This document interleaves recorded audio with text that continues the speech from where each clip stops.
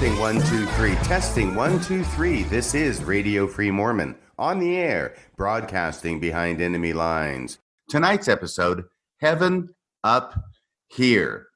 Heaven Up Here is a name of an extraordinary book that came out a few years ago, and it details a certain missionary's mission experience in Bolivia in the early 1980s. The author of that book is John K. Williams, or John Kirk Williams. On the cover, it's John K. Williams. But I am delighted tonight to have the author of this book on the program to talk about his book and other experiences he has had in the church after his mission. John Williams, welcome to the show. Thank you. It's really great to be here. Well, I want to tell the audience just a little bit about our relationship, because I have actually known John virtually for a number of years now, probably over 10 years now, actually. But the way I know, I'm sorry, go ahead. At least, yeah. It's amazing how time flies. But when I say virtually, I mean, I've never met John personally, but I have known him through certain internet message boards relating to Mormonism. Yep. A long time ago that we met. I think we were both still on the other side. We were, and I think we've gone through a transition process, maybe at a similar point in time.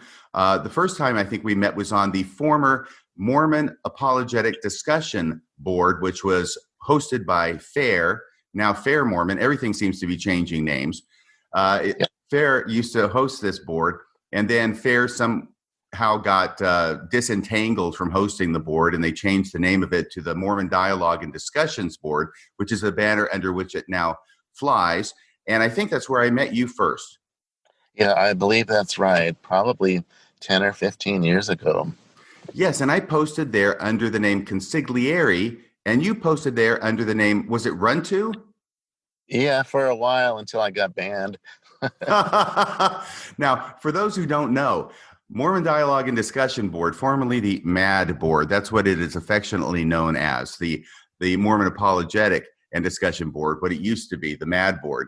That is a board that is very pro-Mormon, I think, pro-apologetics, doing its best to defend the church, which explains its original connection with FAIR. But you were there, I was there, and at the time when we first joined, I think we were pretty much in the wagon of defending the church as best we could. Was that your perception of your involvement?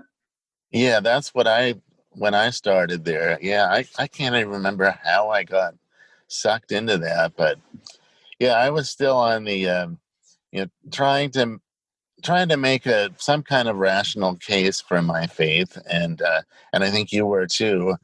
And ironically, I think that being there kind of sped up the demise of my faith.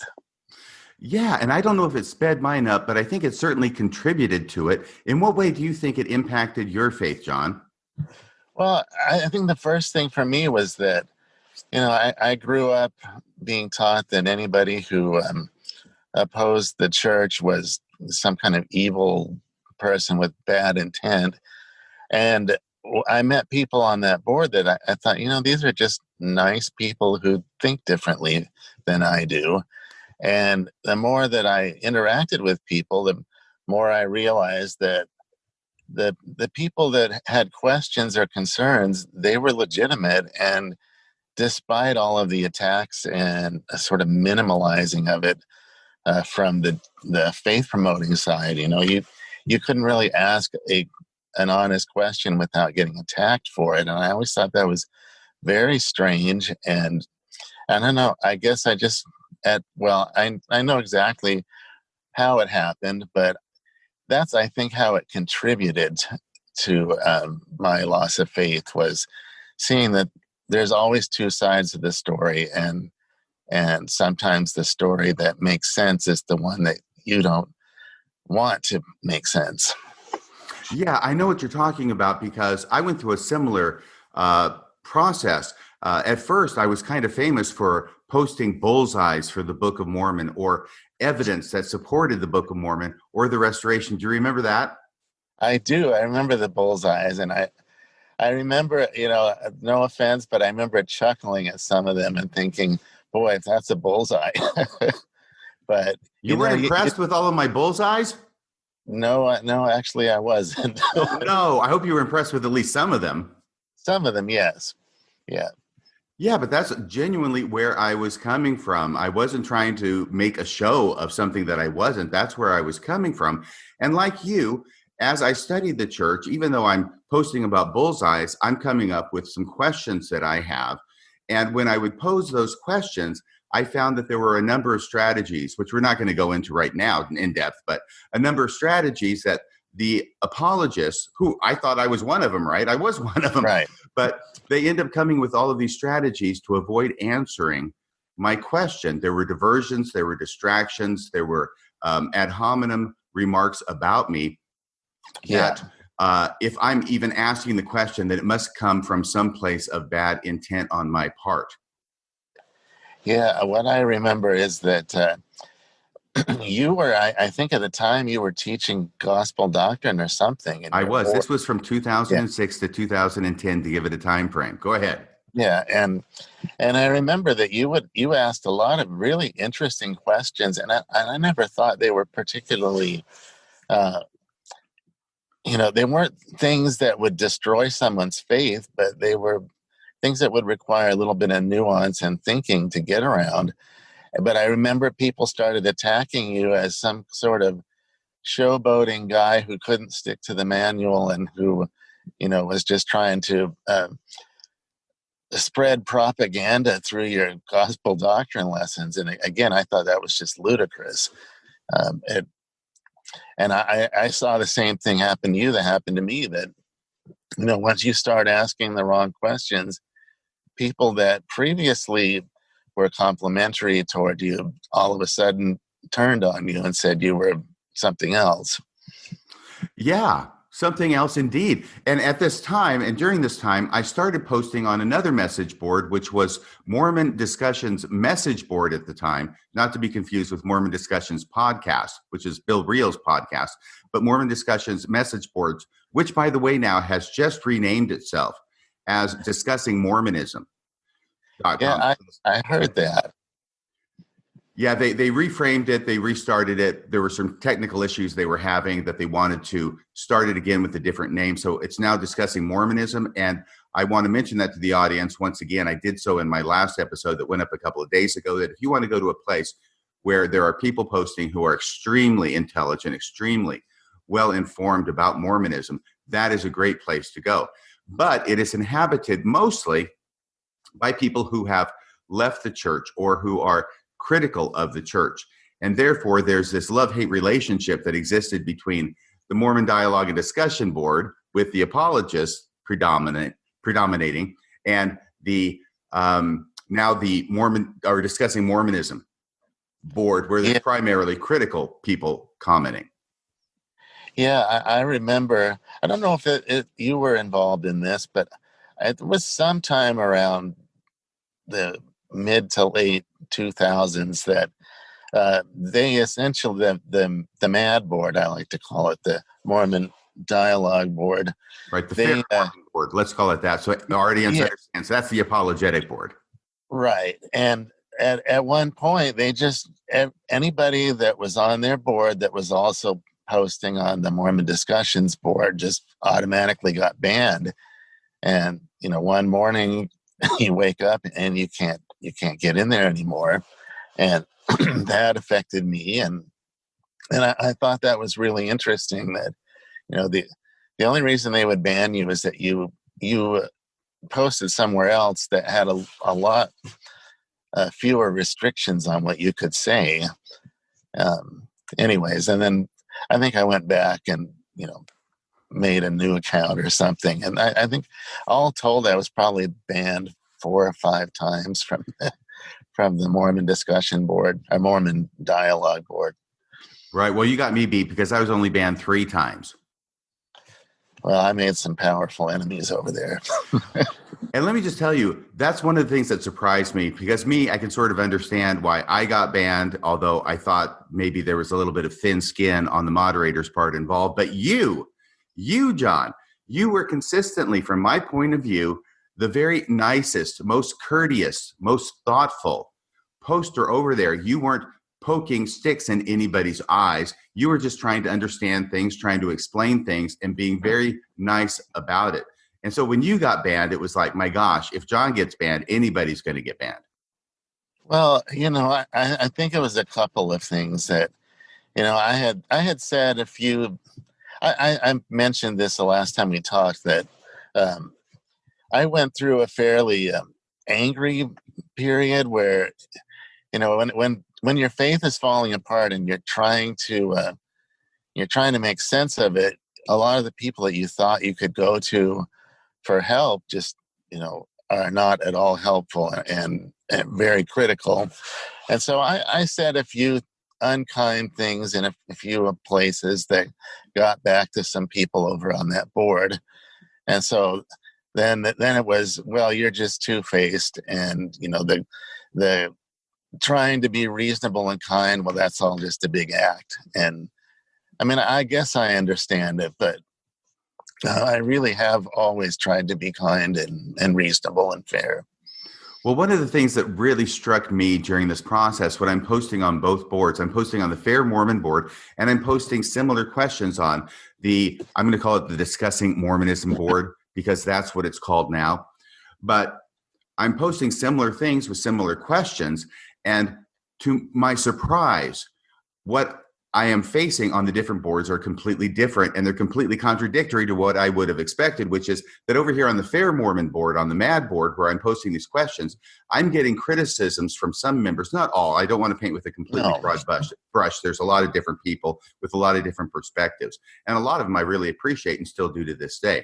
But there were a number of very vocal conservative members over there on that board that actually told me that if I don't believe this or that, then I should just leave the church. They actually came out and invited me out of the church. Whereas I'm posting the similar questions on the critical board, the Discussing Mormonism board, and I've made a lot of relationships over there with people, including you, by this point. And what they're doing is they're trying to help me resolve my concerns so that I can stay in the church. So I've got the TBMs wanting me out of the church. I've got the ex-Mormons trying to help me stay in the church. And I'm thinking, what is wrong with this picture? Yeah, same thing happened to me. That, I even after everything sort of fell apart, I thought I got to figure out some way to make this work, because, whatever it is, the LDS church is my spiritual home, and I don't want to lose that. And yet, when you went to people who, like you said, on that one board, they were like, well, if you can't accept X, Y, and Z, then you just need to leave.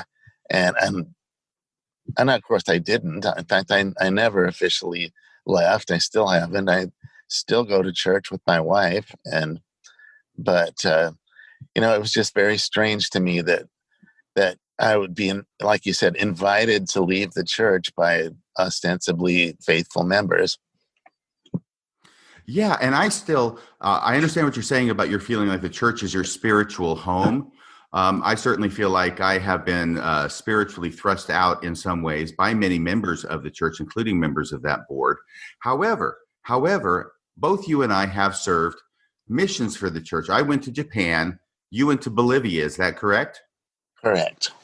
And you ended up writing a memoir. By the way, before we get to the book, I just want to make the comment that going on a mission for 2 years was a very important growing experience in my life. I'm sure it was in yours. Absolutely.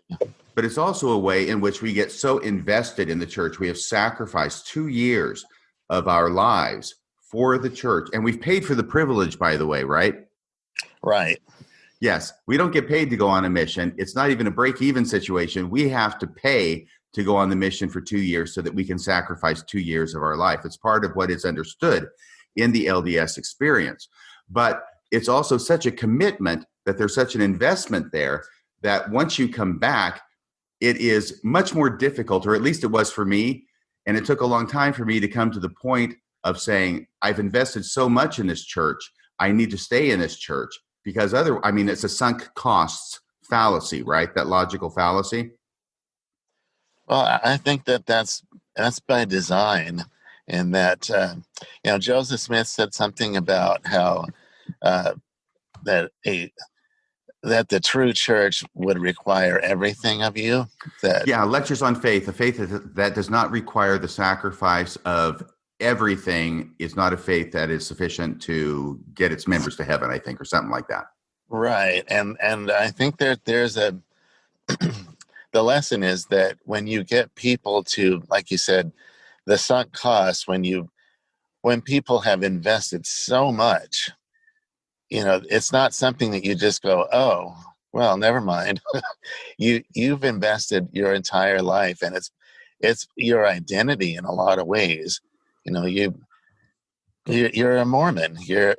It's who you are, and you're a returned missionary, and you've been to the temple and all of those things, and it's very difficult to undo that and figure out, is that me, or is that just sort of enmeshed in who I am? Mm-hmm. Go ahead. No, it's okay. I'm sorry. I don't mean to cut you off. I'm just trying to keep the discussion going without cutting you off. But go ahead and finish your sentence, please. Oh, it just seems to me that it's impossible to just walk away and say that all of that stuff that I invested in is meaningless. It's even for people who do leave the church, it's still impossible to kind of unwrap that and separate it from yourself. Yeah. I mean, I'm radio free Mormon, right? Right. It's still part of my identity, my nom de guerre. Right. Which I love, by the way. Well, thank you very, very much. By the way, I want to talk about your book now, because I knew that this book had come out a number of years ago, because I think you announced it probably on the message boards, and I never got it. I apologize. Well, yes? Don't apologize. A lot of people didn't get it. Well, I was one of them. But more recently, we've been in contact by phone for the first time, actually. And we've actually talked to each other. We talked about the possibility of doing this interview. But before we did this interview, I wanted to get your book, and I wanted to read it for myself, which is one of the reasons it's taken so long to get this interview on the air, because it took me a while to read the book, not because the book itself is difficult to get through, but because I had so many other things that I was doing. But I did take this book with me on vacation here a few weeks ago. I had started it quite a while back, but I completed it on my vacation, and I finished it on November 11th, 2020, on Veterans Day, which is somewhat ironic, I guess, because, being on a mission is not like fighting a war, not with real bullets and real people getting killed by the enemy. But in a lot of ways, I think it is kind of like a military experience. Yeah, I think people that go on missions, it's sort of that band of brothers idea. At least for us, we faced so much, and people in Bolivia don't generally like Americans. Yeah. I mean, we had a couple of missionaries about 3 years after I went home. 2 missionaries were murdered there. They don't like Americans, and we heard that every single day. And the living conditions were pretty horrendous most of the time. And so all you have is each other, and you really stick together. And I can see that it's not the same as going to war, but there is some similarity in that you stick together because you have to survive. Yeah. Now, I went to Japan, which was not Bolivia. And by that I mean, when I read your book, it brings back a lot of memories of my mission, and I relive it through reading your memoir. But on the other hand, I look at what you went through and I went, oh my gosh, I'm so glad I didn't go to Bolivia. Yeah. One of my best friends, well, he and we did everything growing up together. He's 3 days younger than I am. And so we both were in the MTC at the same time. And he went to Finland and I went to Bolivia. And we wrote back and forth, and he said he just couldn't handle it. He couldn't have handled Bolivia because he couldn't have handled the living conditions. And I said, well, you know what? I don't think I could have handled being in Finland, where you don't actually do any teaching. You don't get into any doors. You just don't do anything you would consider missionary work. It's 2 years of futility. I said, that would drive me crazy. So I was glad that I went to Bolivia and not there. Well, I guess there's positives either way you look at it. And I'm glad you're able to focus on the positive of it. Can you describe to our audience a little bit about what it was like there? I know that there was a huge amount of poverty, living conditions for the people, very, very difficult. And missionaries from the United States go into that situation, and all of a sudden they're thrust into that same kind of living condition because basically you live the same as the people around you. Is that correct? Right. Yeah. Well, Bolivia is the poorest country in South America, I think by far. It's landlocked, so it doesn't have the kind of trade and international commerce that other countries do. And it's very poor. I mean, I think when I was there, the per capita income annually was like $700. I mean, it was bad. And $700 a year. A year, yeah. And so, a lot of the places that we lived didn't have running water, didn't have sewers, some places didn't have electricity. Before my mission, I met a guy in a German class at BYU who had just come home from Bolivia, and he told me that if I just looked at it as 2 years of camping, I'd be fine, and he was right. 2 years of camping. What did he mean by that? Well, he meant that when you go camping, you don't expect to have you don't expect to have hot and cold running water. You don't expect to have electricity. You expect to be cold and dirty, and that was right. Well, tell me a little bit about the food, because there's a number of places in the book where you mention the food and the ill effects it had on the different missionaries, and which it had on you as well. Yeah, well, it's funny because there is Bolivian food that I just really, really love, but that's the kind of food that you would get on a special occasion, like Christmas or something in Bolivia.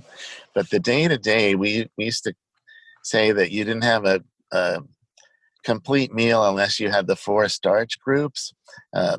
You had potatoes, rice, noodles, and bread, and that was most of your diet was that. It was mostly potatoes and rice, and you'd get a little bit of meat and maybe a little bit of vegetables, but the big problem was just the sanitation there. That you just got people don't wash their hands. The water isn't safe, and so every time you ate or drank something, you were putting yourself at risk. And I think everybody that went down there got at least a couple of kinds of parasites. I know I did. And at one point I was 114 pounds, and I'm not very tall. I'm only 5'8", but I was 114 pounds, and my companion, who was 5'11", weighed 130. So we were we looked like, like concentration camp victims or something. They were really, really skinny and sick. And yeah. And I think that affected everybody. Yeah, John, I want to read a passage from your book that deals with this, if you don't mind. Yeah. It's page 44 of your book. You can read along with me if you happen to have a copy. But here it is. It's this one paragraph which deals with the food. And this is pretty early on in your mission after you got to Bolivia. It says, for dinner, we walked over to the home of some church members. The husband, a small, slight man, even by Bolivian standards, was a school teacher. His wife, a rather large woman with intense eyes and brown teeth, brought in something I would eat at almost every meal for the next 2 years. She would boil beef bones and then top the thin, greasy broth with French fries. I noticed that her thumbs were in the soup as she carried the bowls, and I could see the black thumbprint on the inside of the bowl as I ate. But at least I was able to eat at this point. You're recovering, of course, from some sickness, and now you're able to eat. Yeah. But at least I was able to eat at this point. The main course was a grim-looking stew made of tough meat and potatoes. I didn't eat much. I thought even if I was feeling well, I wouldn't find it very appetizing. Beck, that's your companion's name at the time, Beck, ate as if he hadn't eaten in a while, and suddenly he winced and grabbed at his cheek. He pulled a rusty nail out of his mouth. How it got there, no one knew. It wasn't the last time, but you have a parenthetical note there that a sister blamed the carniceria, which I think is the meat store, right? Where they got the meat from, the carniceria, where she had purchased the meat. So she blames the store, but nobody knows how this nail got in this, but it ends up in your companion's mouth. It wasn't the last time we would find something in our food there. Rubber bands, paper clips, pieces of paper, and assorted pebbles showed up over the next couple of months. Yep. Yeah, that was the place. Well, it was this. We had the same meal every meal. What we called French fry soup, and I guess it was more of the cow's hooves instead of the cow's bones. But it was this clear liquid with French fries in it, and then we would have this bowl of this just nasty stew. We started calling it the dark, filthy, and loathsome stew. You know, that scripture in the Book of Mormon. Yes. I mean, it was so bad, and we, like I said, we were just skin and bones because we were both very, very sick, and we finally decided that we needed to find another cook, somebody that wasn't going to kill us, and so we did. And what was funny was that I sent a manuscript to one of the people from that Mormon dialogue board. Yes. And he ripped me up and down for that, for saying, he said that we heartlessly took away this woman's income because our delicate American tummies couldn't handle the food. Yes. and I'm like, well, you lose 30 pounds and are sick every single day and tell me how smart it is to stay there. But right. And so the audience can understand. This was very different from my mission in Japan, where we just went out and shopped, and we would make our meals for ourselves. We didn't eat at members very much. But because of the difference in the wages, you've got money coming in from America, from your families at home, being put into your bank accounts. And the missionaries there, because of the difference in the standard of living, are hugely rich compared to the average person there in Bolivia. Is that correct? For most of my mission, that was true, yeah. And then they had a new government came in, and they did some things to devalue their peso and tie it to the dollar. And then suddenly we had no money. But yeah, for most of my mission, we had more money than we could handle, and so we had people cook for us, and really you really couldn't have done it any other way, because getting food is difficult there, because you have to take a bus to the market and then buy the food, and you don't have a refrigerator, and so people go to the market every single day, and that would have taken a couple hours every day out of our mission schedule. So we just had paid somebody. I think we paid $40 or $50 a month to have somebody cook for us. Mm-hmm. And that was a huge benefit to them, as well as being a benefit to you. Yeah, if the average when they weren't cooking food that was killing you. right. Well, it's funny because that lady that cooked that horrible stew for us, we said, couldn't you make chicken for us sometime? She said, oh no, chicken is very hard to find in the market, and it's very expensive. And then somebody in the ward invited us over for dinner on a Sunday. So we went over there and we had chicken. And I said, wow, where did you get this chicken? And she said, oh, just in the market. And I thought it was really hard to find. And she said, no. and it was just that the lady that was cooking for us was doing it on the cheap and we were paying for it. So we got really, really sick. And both of us had parasites, which was not fun. No. So finally you had to tell her you're fired. Yeah, we did. Yeah. Yeah. And you felt bad about it too. I did. I felt terrible about it because I knew that they needed the money, but we just couldn't stay there anymore. It would have killed us. Sure. Maybe. They need the money. You need to not have nails in your stew. Right. Well, I'm not going to go too much more into the food, but I do want to mention this other passage on page 189 of your book. So this is much later on in your mission, but it seems like you were sick almost all the time in your mission. You go from one episode of being sick to another episode of being sick. So many of the other missionaries appear to be sick, some even worse than you. Yeah, way worse. And this go ahead. They did a survey that showed that at any given time, between 60 and 70 missionaries in our mission were too sick to go out and do missionary work. And so you had about 210 missionaries total. So if you're too sick to go out, and then your companion can't go out, so it's basically half of the mission was unable to do missionary work at any given time because of illness. Wow. Let me read this passage, then I want to follow up on that comment. This is the last one. By the way, I'm going to put out a little warning for my listeners. This is going to be a trigger warning. If you get grossed out easily, or even not easily, this may turn your stomach a bit. I know it did mine when I read it. Sorry. No, it's okay, because you're just telling it like it is, and I appreciate that. Page 189. We slept on the floor that night, and I got violently ill with vomiting and diarrhea. I was groaning so loud I woke up Dannelly, who felt my sweaty head and told me I was burning up with fever. I kept vomiting until there was nothing left to vomit. The dry heaves continued for a couple of hours until I felt something come up.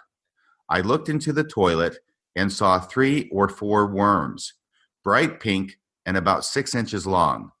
Finally, I could sleep. Yep. Yeah. Well, you have to understand that in our mission, that was not uncommon. A lot of missionaries in our mission would take pictures of the worms that came out of them. And it was a common topic of discussion at zone meetings. What was going on with your bowel movements, and I can't imagine that was common in too many other missions, but it was in ours. Yeah, I was really, really sick that night, and yeah, I will never forget that. Imagine if you were a missionary there today. I don't know. There are missionaries there today if they're doing the same thing, taking pictures and putting them up on Facebook. Yeah, I don't know. I would hope that conditions have improved somewhat. When I was there, at least particularly the first 6 months I was there, we were up in an area that was rapidly expanding, and people, if there's a vacant plot of land, people would just build on it. And so there's no infrastructure, there's no plumbing, there's no sewers, there's no electricity. It just, the houses go up, and then eventually the government comes in and puts in the infrastructure, but there wasn't any then. So I'm hoping that since that time, a lot of the infrastructure has been put into place, but I don't know. Well, I've never been to Bolivia. I know that you have, but just so that our audience can understand if they have not been there, my understanding of the title, Heaven Up Here, has at least partially to do with the fact that you're way, way up there in altitude, up in the mountains. Yeah. Yeah, La Paz, the capital, is about 12,000 feet above sea level. And where I was about 1,500 feet higher than that. So 13,500, give or take. So you get there, and it's bitterly cold, and especially at night. In the daytime, though, if it's sunny, your face gets really sunburned because you're so close to the sun and the atmosphere is so thin. but every other part of you is freezing, and at night it's just super cold. But the eastern half of the country is all lowland jungle, like the Amazon basin, and it's a complete shock when you go from one part of the country to the other. And you did that at the last part of your mission, didn't you? I did. Yeah, I had this wool suit that it's the last thing you want when you go into the jungle. So when I got to the jungle, I hung up the suit, and I was there about 4 months, and I never wore it. And when I went to go home, I got it out of my closet, and it was covered with mold. Oh. So yeah, that was a big shock. Well, going back to your comment about the survey that was done that said around 60 to 70% of the missionaries were sick at any given time. See, when I read this book, you're giving me a view into what life was really like for missionaries in Bolivia. And this is right after I served my mission. I served in Japan from 79 to 81. You're just a couple years after that in Bolivia. But Right. The deal is this: I was not in Bolivia. I'm in Japan. I'm with the main body of the church. And all we are hearing is glory stories about how the gospel is going forward in South America, how thousands of members are being baptized like on a daily basis, that the day of the Lamanites has come and they're joining the church by the score. And many, many missionaries wanted to go to South America so that they could participate in that great missionary work. So all I'm hearing is all these great stories about how missionaries are triumphing over Satan in South America and baptizing people by the thousands. And yet now I see what was really going on there, at least with the missionaries. And I am thankful to God that I did not get called to Bolivia. Yeah, I mean, there was a ton of pressure to produce numbers in terms of teaching and baptizing. So we had this thing that our mission president, he was from Argentina, and he came up with this thing called the magic chalkboard. And every P-Day, every Monday, we would have our zone meeting, and they'd write this big grid on the chalkboard, and you had to write down how many discussions of the different kinds of discussions you'd given, how many door approaches you'd given, how many baptisms you had, etc. And then you had to write goals for the next week. And so it was one of those things where you didn't want to go up there and put a big 0 in the baptism column. And so you're having to do this on a chalkboard, the magic chalkboard, in front of everybody else? Right. And then once a month they had the mission newsletter came out. Can we go back to the missionary chalkboard? Oh, sure. Yeah. You said that you didn't want to go up there and write a 0. Well, what if the number really was 0? Were there missionaries who wrote something other than a 0? Yeah, definitely. I had one companion that would just, he didn't want to work. It was his last month. He was tired of it. So on our way to zone meeting, he'd just say, well, let's see, how many first discussions sound good? How about 10? And he'd just make up the numbers. And then we had people that just, did some really underhanded things to actually get numbers. Like there was one time I was the district leader, and these guys came in and they put up on the magic chalkboard that they had 27 baptisms that week.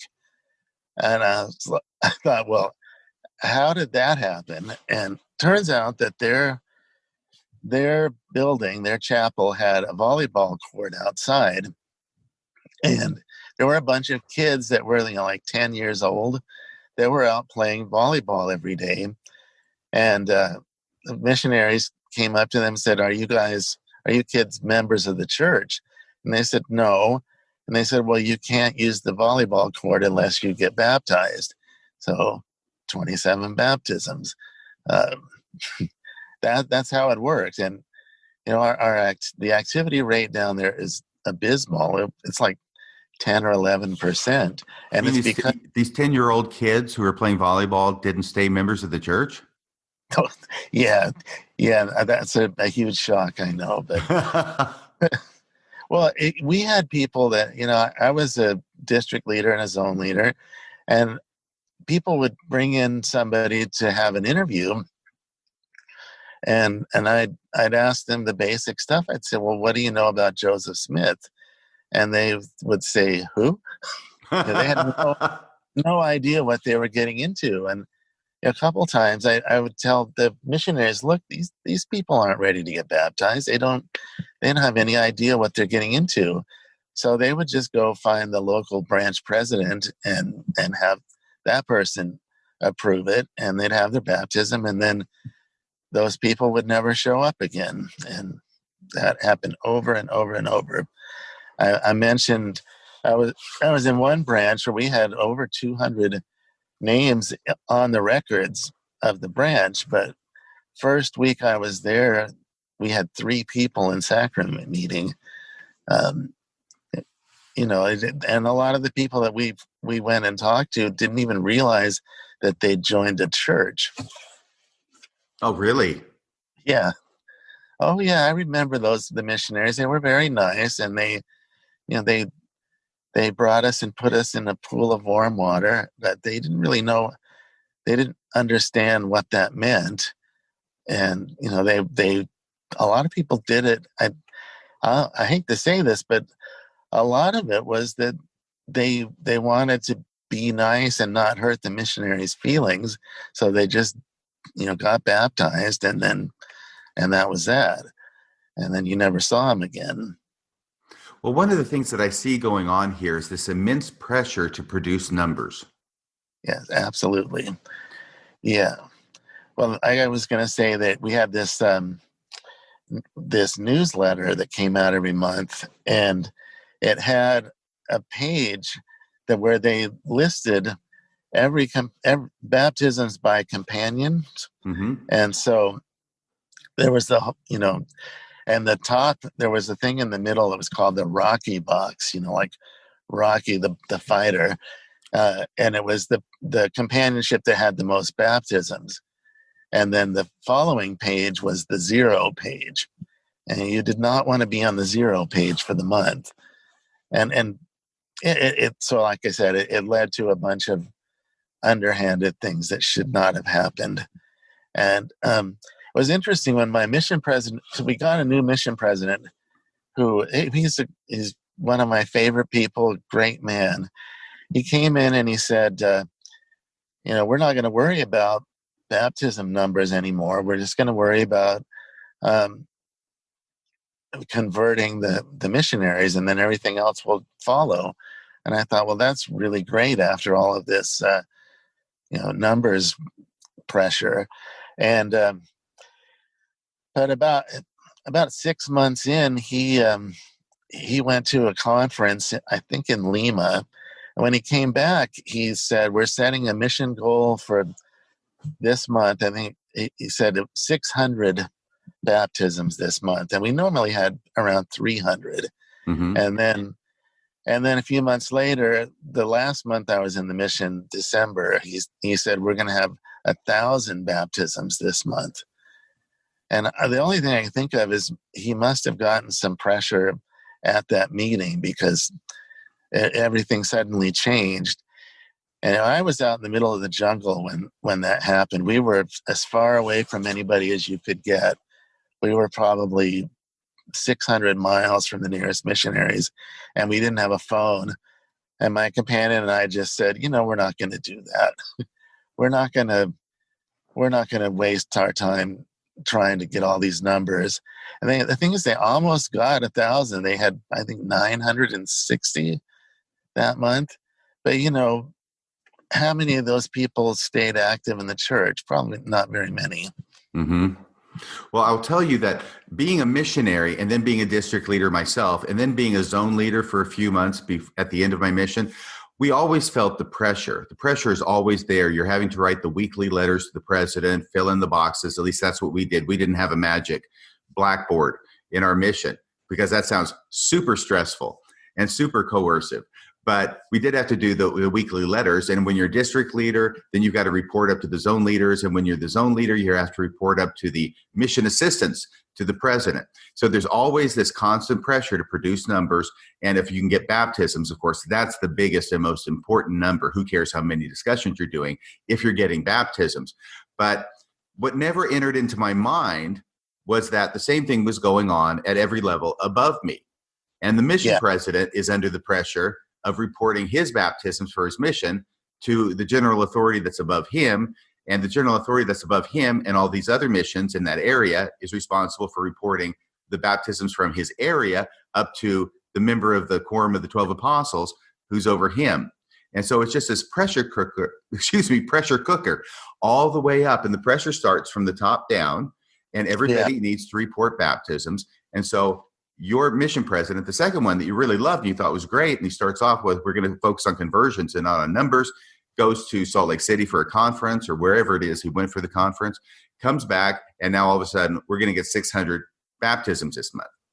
Right. Yeah.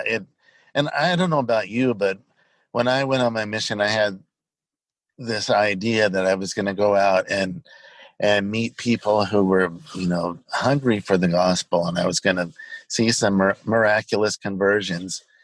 And I did see that, I honestly, I did, but it just never occurred to me that there would be that kind of pressure to produce numbers. That always rubbed me the wrong way. And it got so bad in South America that Elder Holland had to go down there for, I think, a year or two, didn't he, in order to reorganize things? Yeah, it was apparently even worse in Chile than it was in Bolivia, because he disbanded 42 stakes, I think. Because you would go into the churches in Bolivia, and I hear it was exactly the same in Chile, but you'd have a ward with a building, a church building, and you go in and there'd be like 20 people in sacrament meeting. And the place that I was at, where there were 3 people in sacrament meeting, a few months later I was in the mission office and they told me, oh yeah, we're going to be building a chapel down there. And I said, why? For whom? Because there was nobody to, why build a chapel for 3 members? But I think that's the way it was down there. A lot of phantom branches and wards and stakes. And I mean, I hope it's improved, but the last I checked, the activity rate is still pretty awful down there. Right. But Elder Holland had to go down because it was so bad because of this condition that you're talking about with all these baptisms. You're doing volleyball baptisms, or some missionaries are, instead of baseball baptisms, but get them by hook or by crook into the water. Do these reports, and you've got all these phantom members who are members just because they got baptized for whatever reason, or maybe didn't even get baptized, and they're being used to inflate the numbers because of the pressure. And now you've got all these members on the books who are really not showing up to church and never even went to church in the first place. Salt Lake City, everything looks great because, wow, we've got all these members. We'll fund the chapels for all these members that we are being told are being baptized. And so you got chapels with very few people showing up in them. And finally, apparently, Salt Lake City gets wind of it and says, we got to go down there and do something and reorganize things. So they send Elder Holland down, and he dissolves around 42 stakes, was it? Yeah. Yeah. And they sent Elder Oaks to the Philippines for the same reason.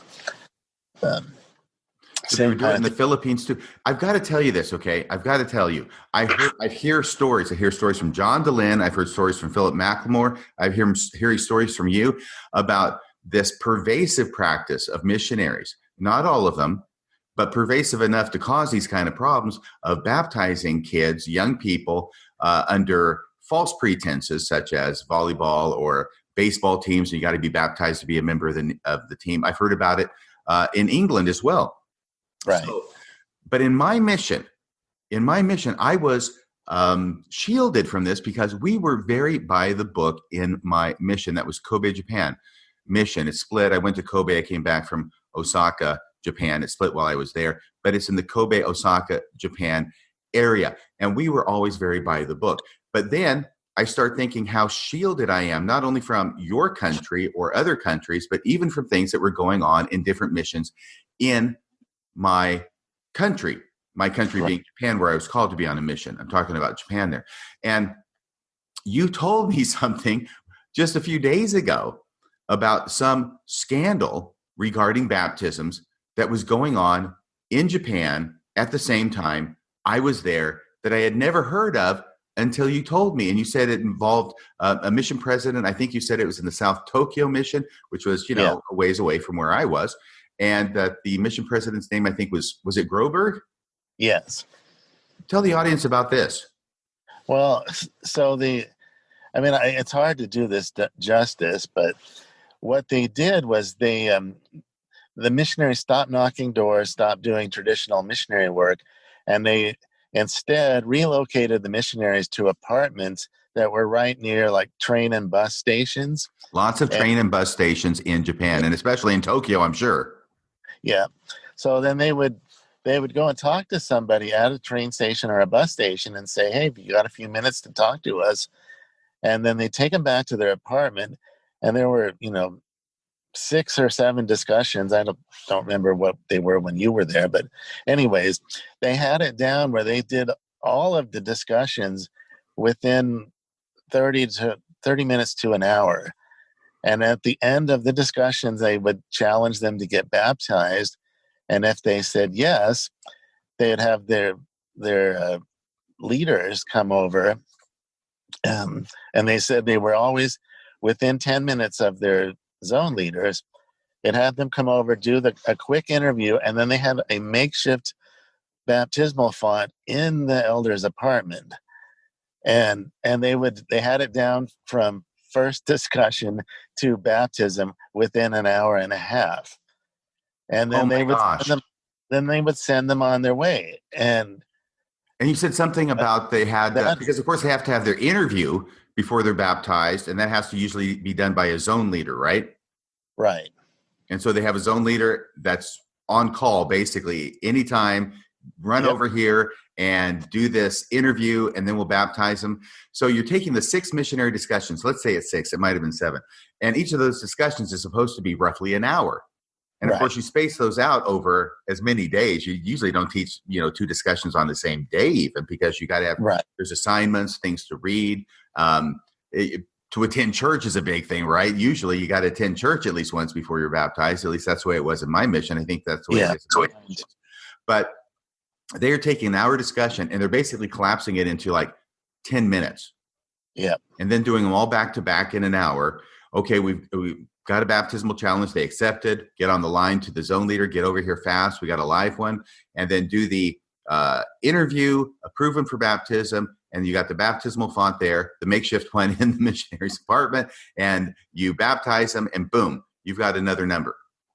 Yeah. I mean, it made us look like amateurs. This is down to a science. Well, it's that I had written something about the numbers pressure in my mission, and then somebody asked me, do you know about the Tokyo South thing? And I said, no, I'd never heard of it. So I looked it up, and wow.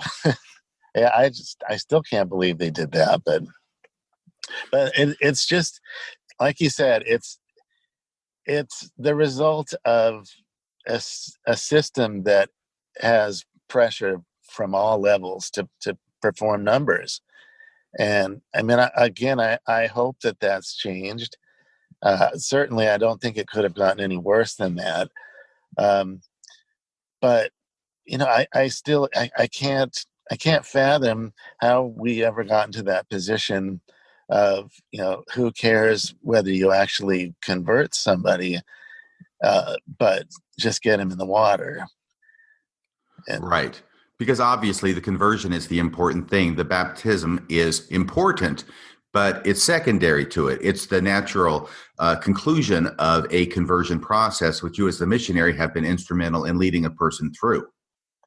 Yeah. And I'm very grateful that I had a number of those experiences where, we did everything by the book, and the people genuinely were converted and wanted to join the church. That, if I had spent 2 years just, baptizing kids who were playing volleyball, I would have, I would still regret that today. And, I never did that kind of stuff. And not to say that it wasn't tempting, but I just, we set our goals. I know we baptized some people that I really wasn't very comfortable baptizing, but, I got overruled. So, but yeah, I'm glad I had the good experiences. And I think that's the thing to remember for me about my book is that, I've had people say, "Oh, all you're doing is complaining," and I said, "No, I just wrote what happened, good, bad, and everything in between. I wanted to write it all out, and there was a lot of good, and like you said, much of who we are as adults, we got from our mission." Yes, well, I want to talk to you a little bit about that too. Getting back to your book, I had not read the book before I got it. I guess that makes sense. But before I got it, I went online to order it from Amazon, and I wanted to read the reviews of your book because, frankly, I'm thinking, I don't know you. I'm sure you tried to do your best with this book, but I'm not expecting a lot. Okay, but I'm reading these reviews, and they are uniformly glowing, John. And it's not just about people saying, "Oh, it's built my testimony. This is so faith promoting," or all this stuff. It was people looking at it and saying, it's very balanced. It's in a narrative fashion. It's not trying to promote Mormonism. It's not trying to denigrate Mormonism. What it's trying to do is simply give a blow by blow description of all these different incidents and components and stories from your mission without trying to draw a moral one way or another. And the review said that you did it wonderfully well. And I thought, wow, maybe I'm actually going to read a book I'm going to enjoy, not one that I just have to read, because I want to interview this fellow that I met on the internet a decade or so ago. But I read this book and I agreed with them. I thought it was very, very well written because it is descriptive about what happened, and you don't try and draw direct morals from it. You don't bash the church. You don't bash the mission. You don't say how wonderful it was and that this proves the church is true. You just let it all out there, the good, the bad, the ugly. That was the name of a recent podcast. But, everything. And you have good in there, too. You have bad in there, too. And you just have everything in there without trying to spin it one way or another. At least that was my take and the take of these other reviewers. That was your goal, wasn't it? Yeah, well, the way it all came out is I used to have a blog a long time ago, and I was telling a friend of mine that story that opens the book where we were walking across a bridge in La Paz, and we thought there was a dead body on the bridge. And I was telling him this story, and he said, "You should write that down." And I did, and I started writing, and I couldn't stop. And I wrote every night for a couple hours for about 5 weeks until I had it all out. And I realized at that point that, it had been 25 years. And all that time I had sort of self-censored. I had only allowed myself to talk about or think about the stuff that was faith promoting, I guess you could say. And even you could talk about the bad stuff, but always in the context of this is what I had to overcome. And I realized I just I'd never expressed what that mission experience was like in its entirety. And so I wrote it all out. I wrote it in sections on my blog. And then a couple of friends said, you really ought to write a book about this. So I took all that stuff and I spent about 6 months editing it. And I made a decision when I was writing that I wasn't going to editorialize. I wasn't going to be pro or anti anything. I was just going to write it as it happened and try to remember what I was thinking and feeling as a 19-year-old kid. And I had a publisher tell me that they would publish it if I went in and made it anti-mission. And I said, no, I'm not going to do that. So I'm really happy with the way it turned out because I've had people, ex-Mormons, active Mormons, people from my mission, people who are never Mormons, all of whom have said they really enjoyed reading my book. And so I think I succeeded in what I wanted to do, in that I just told the story, and I trust readers to make up their own mind about what to think about it. Can I tell you some of the things I thought about it and get your take on it? Sure. All right. So reading through reading through the entire book and the stories in it, there are a number of stories that present themes to me. There are similarities in a number of the stories. And one of the things that I saw was a number of instances where, by the way, you're in the mission home too, for a number of months in your mission. So you have a lot of important responsibilities to do with picking up missionaries, arranging for transportation, arranging for passports too, correct? Right. Well, what I see in here, and I don't know if I can find the references very quickly, though they are underlined in my copy, is that there's at least 3 instances, and maybe 4, where you start lying. Oh, yeah. Where you start lying for the church. And I think one of them has to do with some mother of a missionary calling in and saying, hey, where's my missionary? I can't find him or something. And you say, oh, he's fine. When you actually know that he sort of disappeared and gone off the map for a while. You don't know where he is, but you're hoping for the best. But at the same time, you know that you don't want to say that to this mother and worry her. So you're going to make a false presentation of positivity and to comfort her. But then you also say, I felt kind of bad. I don't know if you even say you felt kind of bad about it, but I got the impression that you really didn't like doing that, but you did it because it's for the greater good. Well, what happened was they had an attempted coup. And so there were tanks in the streets and 10,000 miners with dynamite surrounding downtown La Paz. And everything shut down. So the phones didn't work. The airlines weren't working, because there's only one union in Bolivia. When they go on strike, everything shuts down. So we couldn't call La Paz. We couldn't find out what was going on up there. We just hoped and prayed that the missionaries were smart enough to stay inside during all the turmoil. And we were at the mission office late one night. My companion was the financial secretary, and so he was doing his monthly numbers, and the phone rang, and I picked it up, and it was a lady calling from New Hampshire saying that she'd seen all this on the news and was really worried about her son. I mean, I still haven't figured out how she got a phone call through, but she did. And I knew where he was. He was in my first area, which is about as far from the action as you could get. So I didn't feel too bad about lying to her and saying, oh, no, everything's fine. I didn't want to tell her, no, we really haven't heard anything from anybody for about 2 weeks. I just didn't. And I would do it again today, because all it would have done was have a panicked mother in New Hampshire. And as it turned out, it was exactly what I thought. He was in that area where there weren't any problems and nothing happened.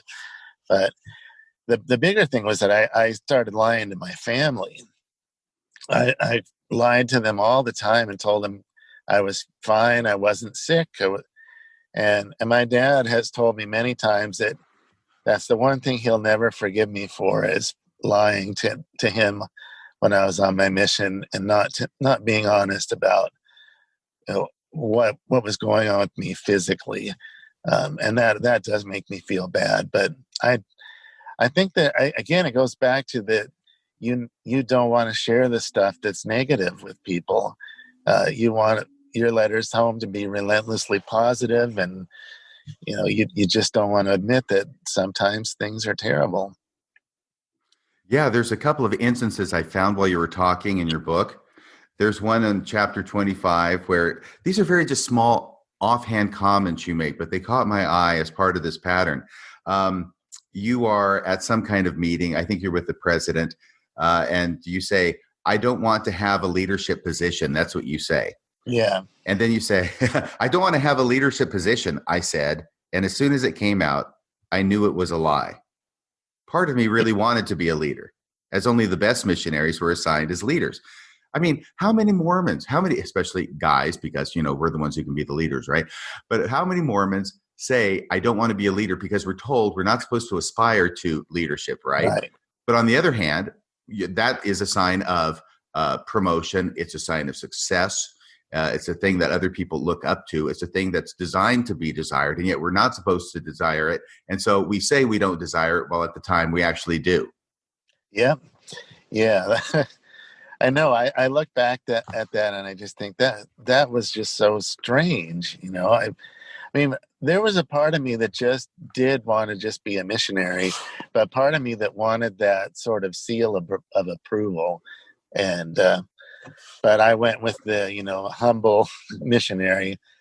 Just don't want to be a leader. I just want to go out and serve as best I can as a normal missionary.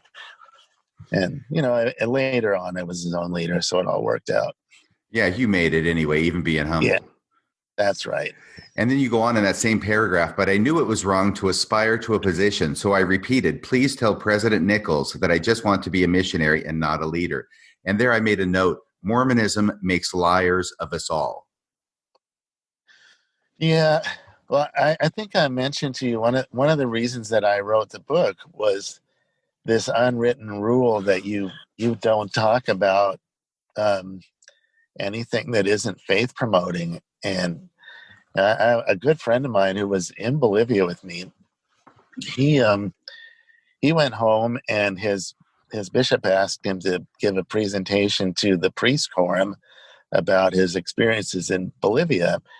So he was fairly brutally honest, and he said, you have to be prepared for people that don't like Americans and places where the living conditions are bad. And then he said after his presentation, the bishop, the guy's face was actually red, grabbed him by the collar and hauled him into the bishop's office and yelled at him for discouraging the prospective missionaries. And he said after that, he just never talked about his mission anymore. And it's weird. I don't think there's any law. It's never written down. Don't ever talk about the bad stuff. But we don't, and we lie. And I lied to my parents. I lied to my mission president. I lied to people when I told them about my experiences. And it took me 25 years to finally say, I'm just going to tell all of it. And then what's really funny is that I did an interview in a Salt Lake City weekly paper, and I was just talking about that unwritten law. I mean, I don't think I come across in my book as whining and complaining, but I'll tell you right now, you don't. Go ahead. That was the accusation on the comments from that article. It was like, oh, he's just a pussy. He can't handle anything, and he's just complaining and blaming all his problems on the church. And I thought, no, but that's because of that unwritten rule that if you're not relentlessly positive, then you're some kind of complainer. And yeah, you're never supposed to say anything negative about the church, about the gospel, about the leaders, about your mission, about your experiences in the church, nothing like that, because I agree with you. And I experienced the same thing. I've never heard it directly, but it's inbuilt into the culture, which is the only thing you say is positive stuff, because that's all that we are permitted to say. That's the only thing that will be acceptable for us to say. And as soon as we say anything negative, going back to the message boards, right? As soon as you start asking any questions even about things, then all of a sudden you become the enemy. And you need to be shunned. If you're not going to correct yourself, then you need to be distanced and marginalized from the herd. Yep. Well, and I think one of the problems with that is that, well, there's a lot of problems with it, but you start thinking that, since everyone is relentlessly positive, you think that, you're in your ward in sacrament meeting, you think, I'm the only person in here who's struggling because everyone else is telling me how great life is. And then you get into a leadership position. I've been in leadership positions, and you start hearing what's really going on under the surface, and everybody's got problems, but nobody talks about them except when they go talk to the bishop. And then that's all confidential, except it gets out in leadership meetings. But but you think that it's just you. You think I'm struggling, or I'm not happy, or I've got lots of problems. You think, well, it's just you. Suck it up. And that I was sort of raised with the idea that happiness meant keeping the commandments. That if you were happy, if you were keeping the commandments, it meant you were happy. And so, and therefore, but if you weren't happy, it was either that you were doing something wrong, or you just needed to suck it up and stop whining. And no, exactly. If you keep the commandments, you will be happy. That's from the happiness letter, right? Happiness is the object and design of our existence and will be the end thereof if we but follow the path that leads to it, and that path is blah, blah, blah, blah, blah, and keeping all the commandments of God. That's by Joseph Smith. Right. Very famous passage in the church. I won't go into the happiness letter here. Others have done that. But yeah, so if keeping the commandments will make us happy, then if we are not happy, then we must not be keeping the commandments. There must be something wrong with us. We're not doing something right. And therefore, it ends up becoming this downward cycle, this negative circle, a vicious circle of going down. We're not happy because we're not keeping the commandments. Well, what commandments am I not keeping? Because I'm sure trying to do it as best I can. I can't really pinpoint anything. I think I'm doing everything. But it starts generating almost a self-loathing. Yeah. Well, I don't know if I told you this, but you remember what's her? I can't remember her name. The one who was abused by the MTC president. Oh yeah, McKenna Denson. She went into the MTC the same day I did, and that's January of 1984. Yeah, right. And what's funny is, I'd gone to a therapist in Provo once, and I had been talking about how I struggled my whole life with feelings of guilt and inadequacy. And she said, well, tell me one time when you felt the most guilt. And I said, well, it's the MTC. They kept, the president of the MTC kept hammering us over and over and over that we needed to dig deep within ourselves and find out what we haven't repented of. Otherwise we can't be effective missionaries. And I remember scouring my memory. What have I not repented of? And just feeling guilty, not for anything specific, but because I couldn't remember anything. And you can't win for losing. No. So I said that to this therapist, and she said, well, my husband and I work in the MTC, and we have never heard anything like that. And I thought, and she said, well, it's just you, it's you inventing reasons to feel guilty. And then when that stuff came out from about the abuse in the MTC, some of the things that she mentioned were this huge, exactly what I said, that this pounding on us to repent of things, especially it was one of the big ones was masturbation. And, if you haven't repented of these things, then you're not going to have the Spirit and you're not going to be a good missionary. And she basically confirmed exactly what I had said. So it made me feel a lot better because the therapist made me think I was crazy or something. Yeah, good job, therapist. You're making your clients crazy. And I only went to her once because I thought, she's unable to separate anything.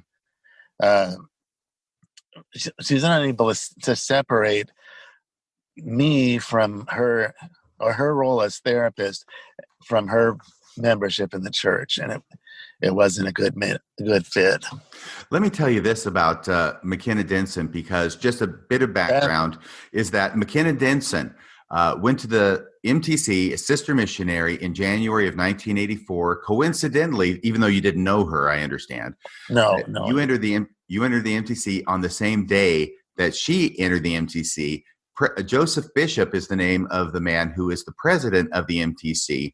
And regardless of what did or did not happen between him and McKenna Denson, though it looks like something kind of sketchy did happen, he admitted to having improper physical contact and probably social contact as well, but also up to including physical contact with some of the sister missionaries under him, no pun intended, while he was the president of the MTC.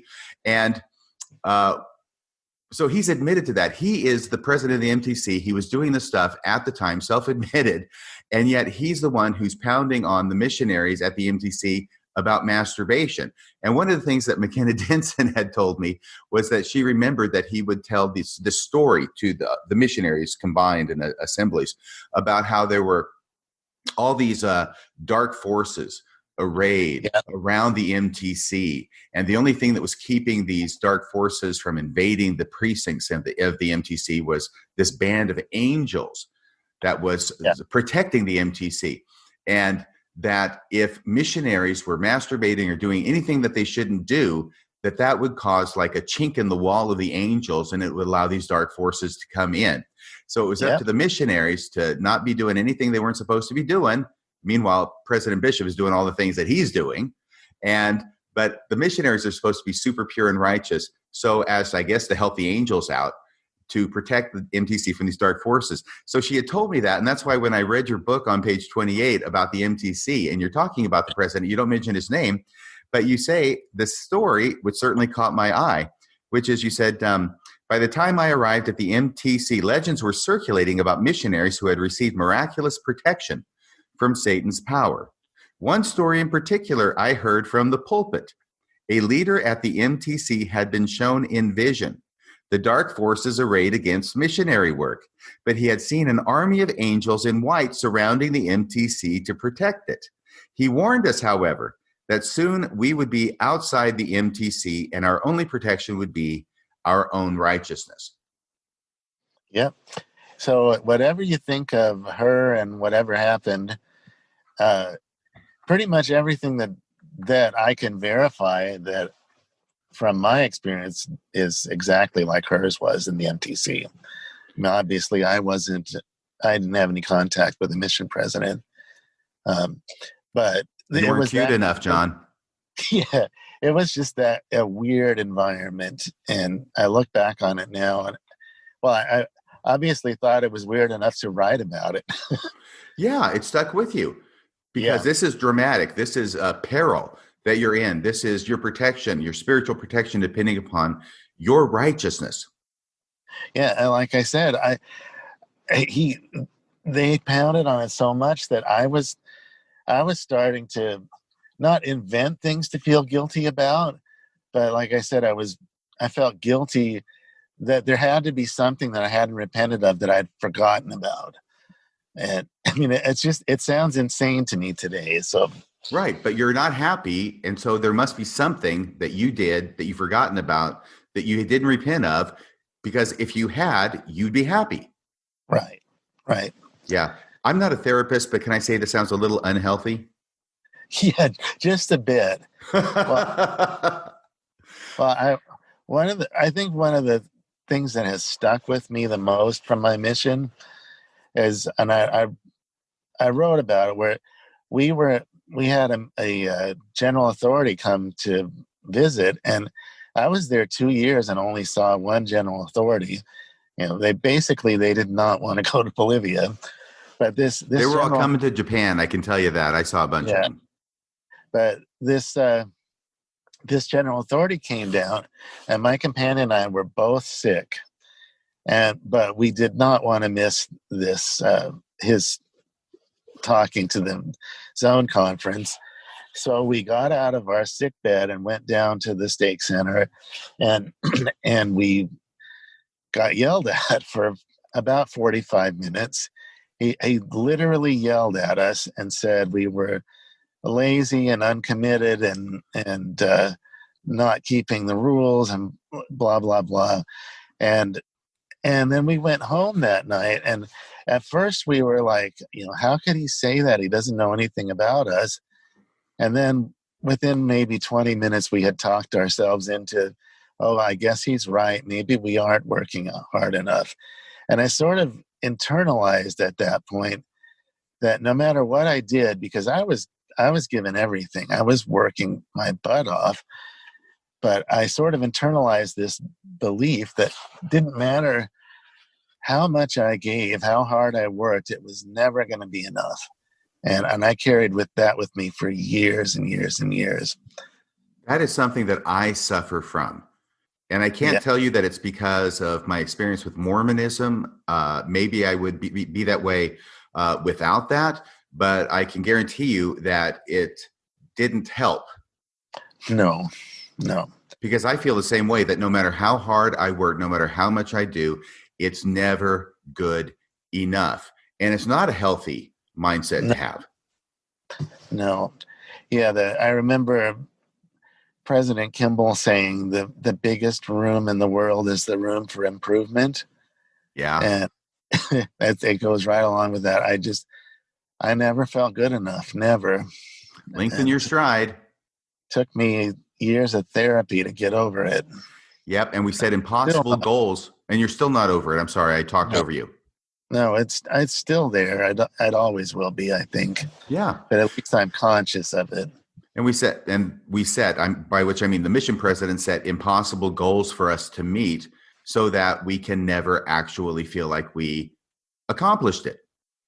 Yeah. Yep. Let me go to a number of other stories that have a similar theme, and then we'll move on to your life and working for the church in the curriculum department.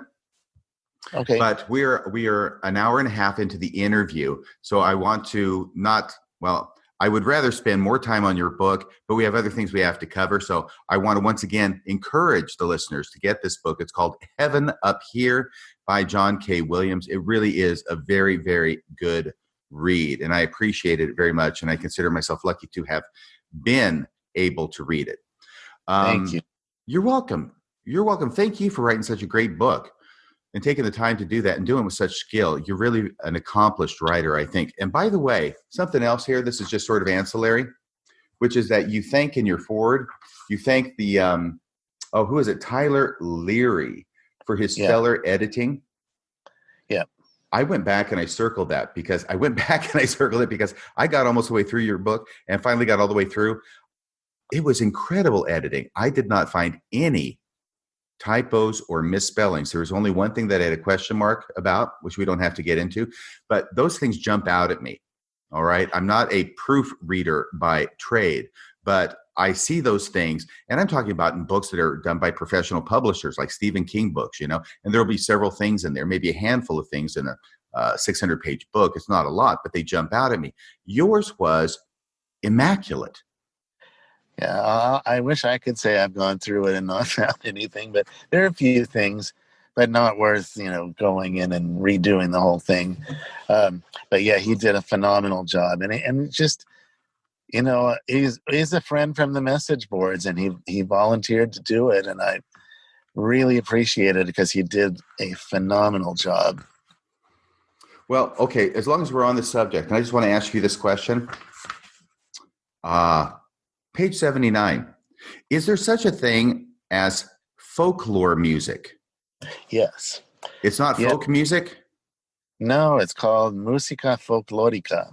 Okay, then forget it. I have no questions then. That was my only question mark about. I thought maybe you meant folk music because I'd never heard of folklore music. So I put a question mark next to it. All right, so it's immaculate as far as I am concerned with the editing. Well, the other thing people have questioned me about is the spelling of carnival, which is different from the spelling of the Brazilian carnival. Mm-hmm. So and I said, well, that's the way I spell it in Bolivia. Sorry. Yeah, it's about Bolivia. Good for you. All right, here we go. Here's this theme that I pick up on now. We are raised in a church that's very black and white. And the characters in the Book of Mormon and in church history tend to be painted in the same way. Yeah. In the Book of Mormon, let's just talk about the Book of Mormon. You've either got good guys or you've got bad guys. And every now and then you'll have a good guy become a bad guy. And as I was thinking about this today, I thought, I'm not sure there are any good guys who become bad guys, right? But there are bad guys who become good guys. Right. However, there are no instances that I can think of off the top of my head where bad people are doing good things in the Book of Mormon. or in church history, the way it's presented with the dominant narrative, or where good people are doing bad things. Okay? That's true. They don't cross over. So it's very black and white. It's very two-dimensional. It's very DC Comics, if I can make that analogy. But in your book, it seems that you encounter over and over again instances where bad people are doing good things and good people are doing bad things. And without commenting on it directly, it seems like there's confusion that arises in your mind over this because this is not what you're expecting. Can I give you a couple of examples? Sure. Okay. I'm going to raise the issue and I'll let you tell the story. There was an American family that lived in Bolivia who would have the missionaries over to their house for some good home-cooked meals, right? Right. And then one evening, after dinner, they put a video of a movie onto the TV for the missionaries to watch. And you were somewhat surprised by their selection. What was it? Oh, if I remember right, it was like the best little whorehouse in Texas. Yep. Something like that. That's what it is. And you were surprised at that. Yeah, I was kind of horrified, actually. Yeah, because you're a missionary. You're horrified. And you absented yourself from watching it, but basically all the other missionaries watched it. Yeah, I remember like 2 or 3 of us that just went in a different room. But yeah, I was horrified. But now I look at that and I just think, what a dumb thing to be upset about. And because I don't consider it to be a bad thing. But I think, like you said, everything's so black and white that you think, how could somebody who, is helping us missionaries, who's taking care of us, do that? And yeah, I mean, I'm still very much in contact with that family, and they're wonderful people, and I would never judge them. But yeah, I do think that it probably had a little cognitive dissonance there at that time. That's what I was picking up from the story. On the other side of it, there's also later on in your mission, there's the sister missionary who gets pregnant. Yeah. And she comes to the mission home because she's got to be sent home, right? Right. Now, if you've got guys, elders on the mission who are out there doing heaven knows what because they like dark meat is the way that this particular missionary put it in the book, right? He likes dark meat. He doesn't get sent home. But that's because if he's out fooling around, he doesn't get pregnant. Right. He doesn't admit to it. Right. But the sister missionary, sorry, it's kind of indisputable. You're pregnant. She's coming into the mission home. You're working at the mission home or you're there at the same time. She's there briefly while arrangements are being made for her to get flown home. Yeah. So she is, she's Hester Prim. She's got the red letter, the A, or maybe a P in this case for pregnant on her. She has broken one of the cardinal rules, one of the sins next to murder in the Book of Mormon. So she is a fallen woman. She is a bad person now, right? At least from a Mormon's point of view. And yet at the mission home, she ends up being very, very kind and caring to you. Can you explain what it was she did? Well, I had injured my knee. That's a long story, but I went to a doctor and they put a cast on my leg from the ankle up to the thigh. But when the swelling went down in my knee, the cast was just on there loosely and my leg was flopping around inside. And she said, "Oh, we've got to get that off," because she was a nurse. And so she helped me. She took the cast off and then she told me what I needed to do and how to take care of the wound. And the thing is, I didn't consider her a fallen woman per se. I mean, I think that the general feeling from everybody, including me, was it's just really sad, very sad that this had happened, and that because she was, clearly devastated, and I felt so bad for her. But at the same time, in the middle of all that horrible situation, she took care of me, and I just, to me, that was one of the most Christ-like things I've ever seen in my life, where she put aside what was going on with her and took care of me, and it still chokes me up to think about it. Yeah. And did that cause you any kind of, I don't know if it was cognitive dissonance, but what I sense is a growing maturity in you that you're able to start experiencing times when bad people do good things, good people do bad things, people going through absolute hell in their own life are taking care of you like Jesus would take care of somebody else who is in trouble. Yeah, absolutely. I like I said, I was really sad when she went home. But I it's just interesting to me, and it probably was a little jarring to me at the time that somebody who had was in that situation would nevertheless focus outward and focus on me and take care of me.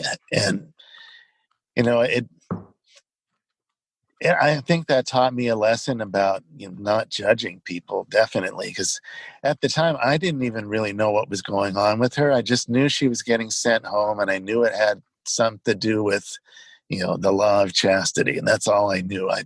I didn't know she was pregnant until later, um, but I knew that both of them had done something that they shouldn't have done, and but and her companion was just an absolute wreck. But she just stoically took care of me, and meant a lot. All right. So the third instance I want to give, and these are just three of multiple instances where I sense this pattern coming up, has to do with a guy who was in Bolivia. He was a Bolivian and almost certainly, though you don't know for sure, almost certainly a drug dealer. And he helped you out. He helps you out. You're missionaries, right? He helps you out in the time when you were in some financial difficulty. Can you explain that story? Well, the way that you got your money there was that you had a checkbook, and you would go to an exchange house, and you'd write a check, and they would give you dollars, and then you would have to exchange your dollars on the street, on the black market, for pesos. And so this is my last area. We were out in like I said, maybe 600 miles from the nearest missionaries up in the Amazon basin. And there was no place where I could cash my checks, and we were running out of money. Somebody told us about this guy who lived outside of town and that he might be able to help us. And so we go out to this guy's place, and I almost want to call it a compound. It was like a big house with a wall around it. But they let us in. He had a couple of really nice cars, which was unusual. And we go into his office, and he had stacks of dollars and stacks of pesos on his desk. So I wrote him a check for $300 plus. He said, well, I'll charge you $7 per 100 to cash it. So I wrote him a check for $321, and he gave me $300 American cash. And we left, and we both thought, boy, I think that was a drug dealer.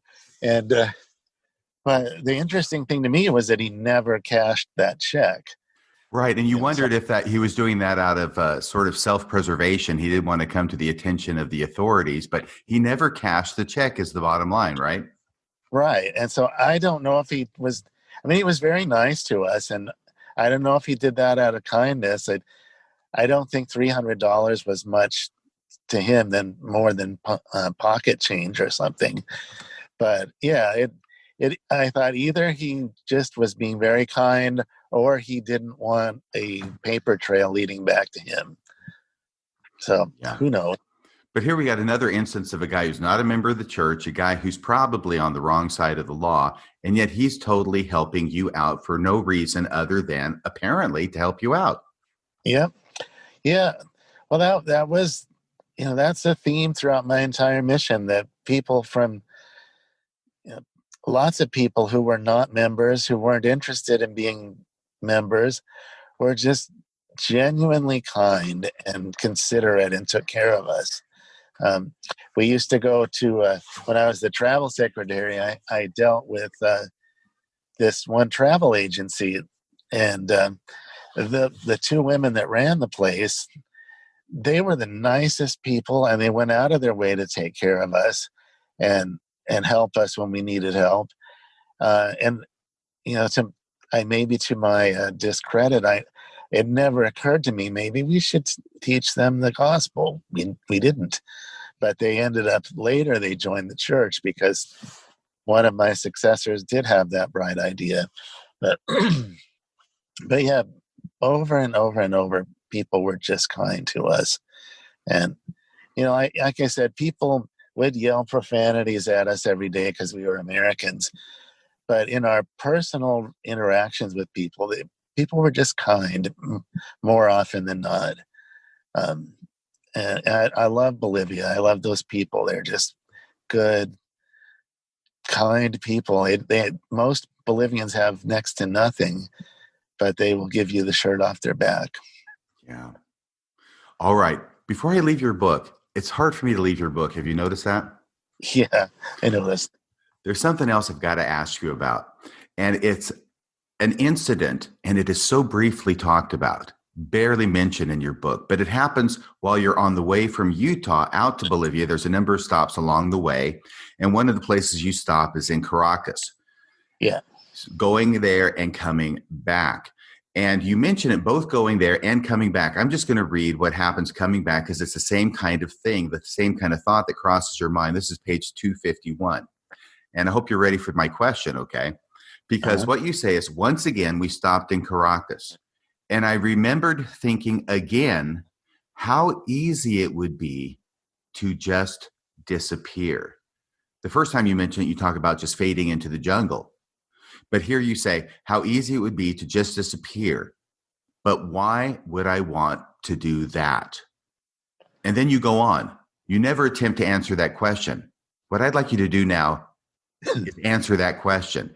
Because you say it both times. Both times this thought occurs to you, going there and coming back. I could just fade away into the jungle and nobody would know about it. They'd see I was missing, but nobody would ever find me. I could just disappear.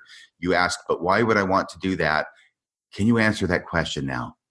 I think it goes back to what I said before about feeling like I was never good enough. I remember, especially on the way to Bolivia, like I said, we were walking around the airport and we suddenly realized that there was nothing between us and the street. We could just walk outside, get in a cab and go. And I remember thinking for a second, wow, I could just vanish. And looking back on it, I think probably it was, I've got these 2 years coming up where I'm going to be under a lot of pressure to perform, and and I don't feel good enough. Maybe if I just walked out of the airport here and disappeared, maybe that I don't have to live up to anybody's expectations anymore. And I didn't do that, obviously. I turned around, went back on the plane, but I think maybe it was in the back of my mind, this would be the way out. This would be the way to avoid all of that. Right, just get that pressure off your shoulders. Yeah. And even coming home, I knew that I was coming home. I was going to go back to college. I was presumably going to get married, and I knew that that kind of pressure to perform was not going to end with my mission. Mm-hmm. And again, I could just walk away, and that would be it. You have to endure to the end, my friend. Yeah. Let me ask you one other question. It's always one more question, right? In your, it's the very beginning of the book. It's called, Dedication is what it's called. You say this for Nancy, who I assume is your wife. Yes. Whom you may or may not have met on your mission. I did meet her on that. I was trying to give you an out there. Yeah, you did meet her. Everything was on the up and up, though.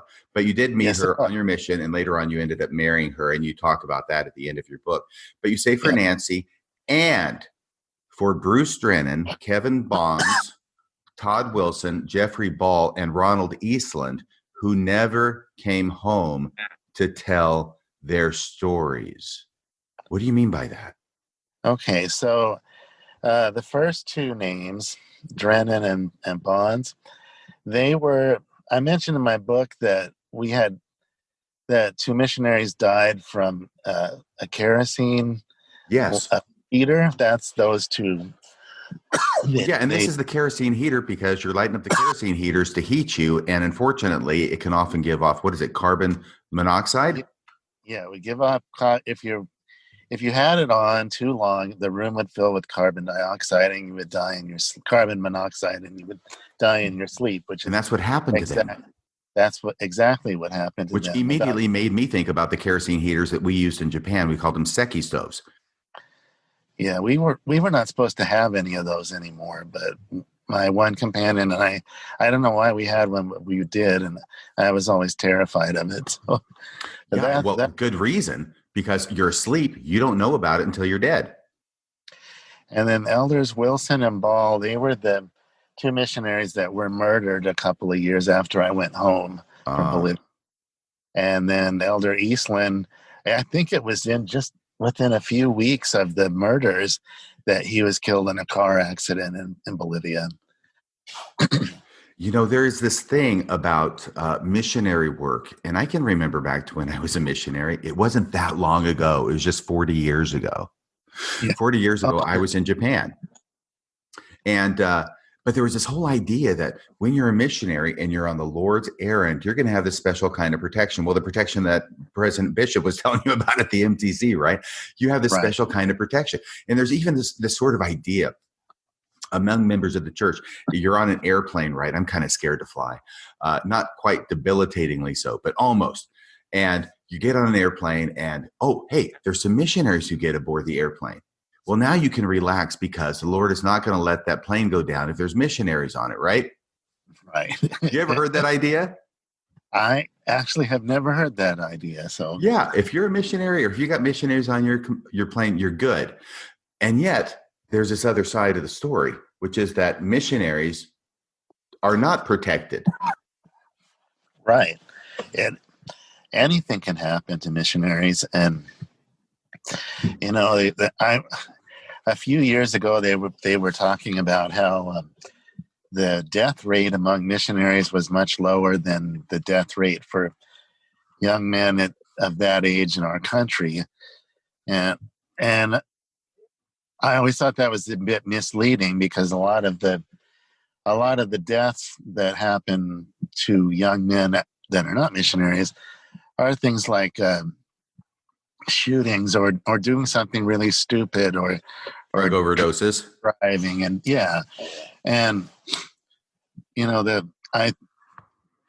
you're not protected just because you're a missionary. And I guess I shouldn't say that.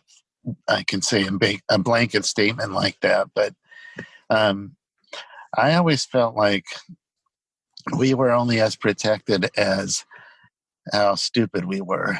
If we put ourselves in a bad situation, we really couldn't expect to be protected from our own stupidity.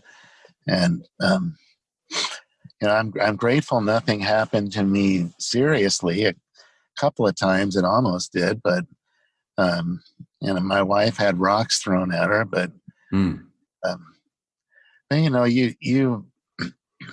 well, and that was the weird thing about, so those two missionaries that were murdered, one of the things I heard was that, they must have been breaking the rules.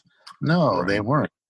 They were just coming home from a normal day of missionary work, put the key in the gate, and somebody opens the door in a car with an Uzi and shoots them.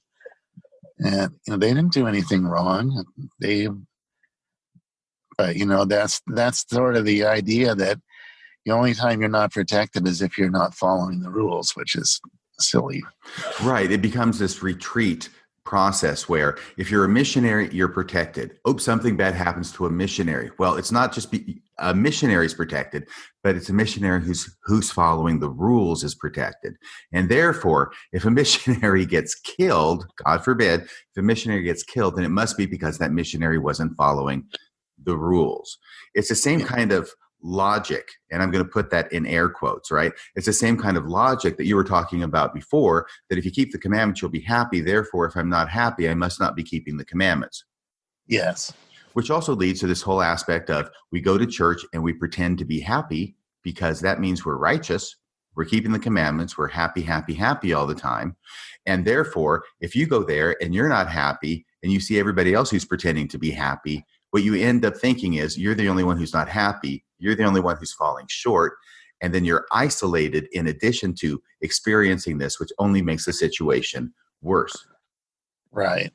If you could look at it objectively, what you would say is when you go to church, there's no way I can ever be as happy as everybody else is pretending to be. Yeah.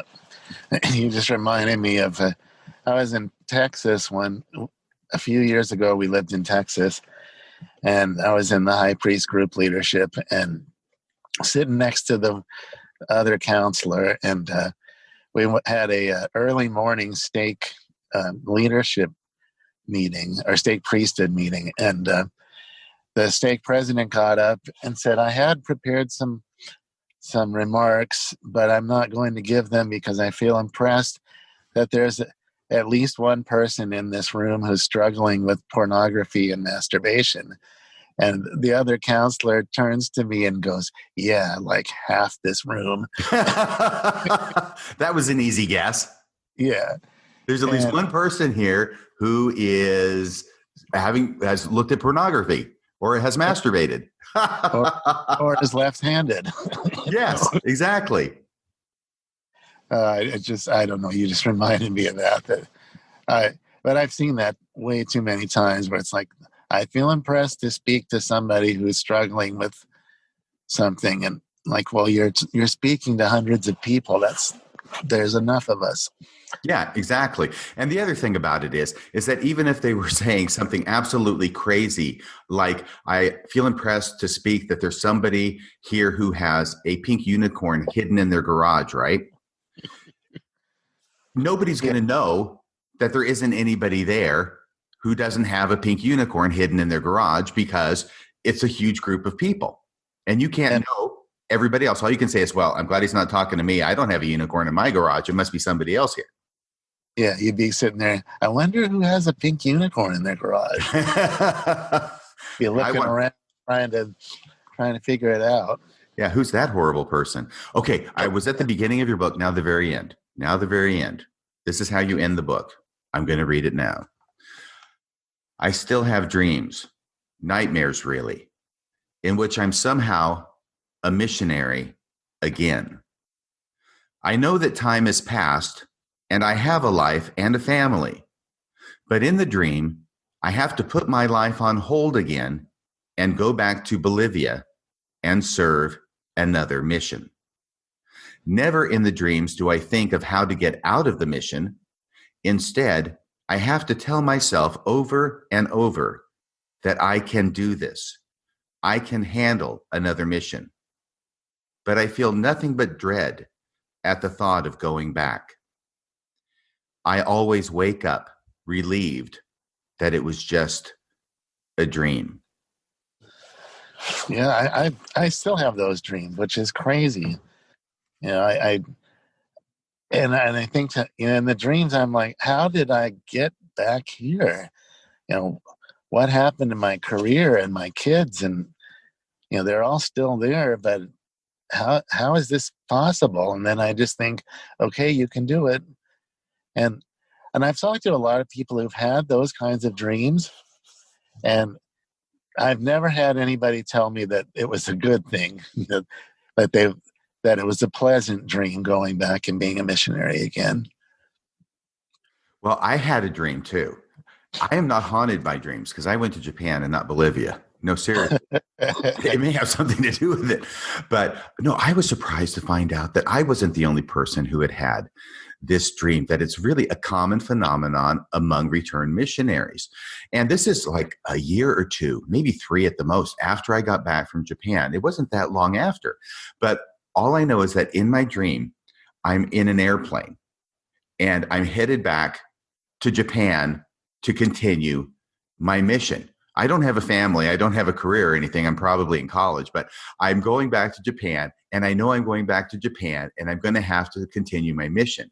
And all I remember is that my hands and my face are plastered up against the airplane window, and I'm yelling, "No!" Yeah.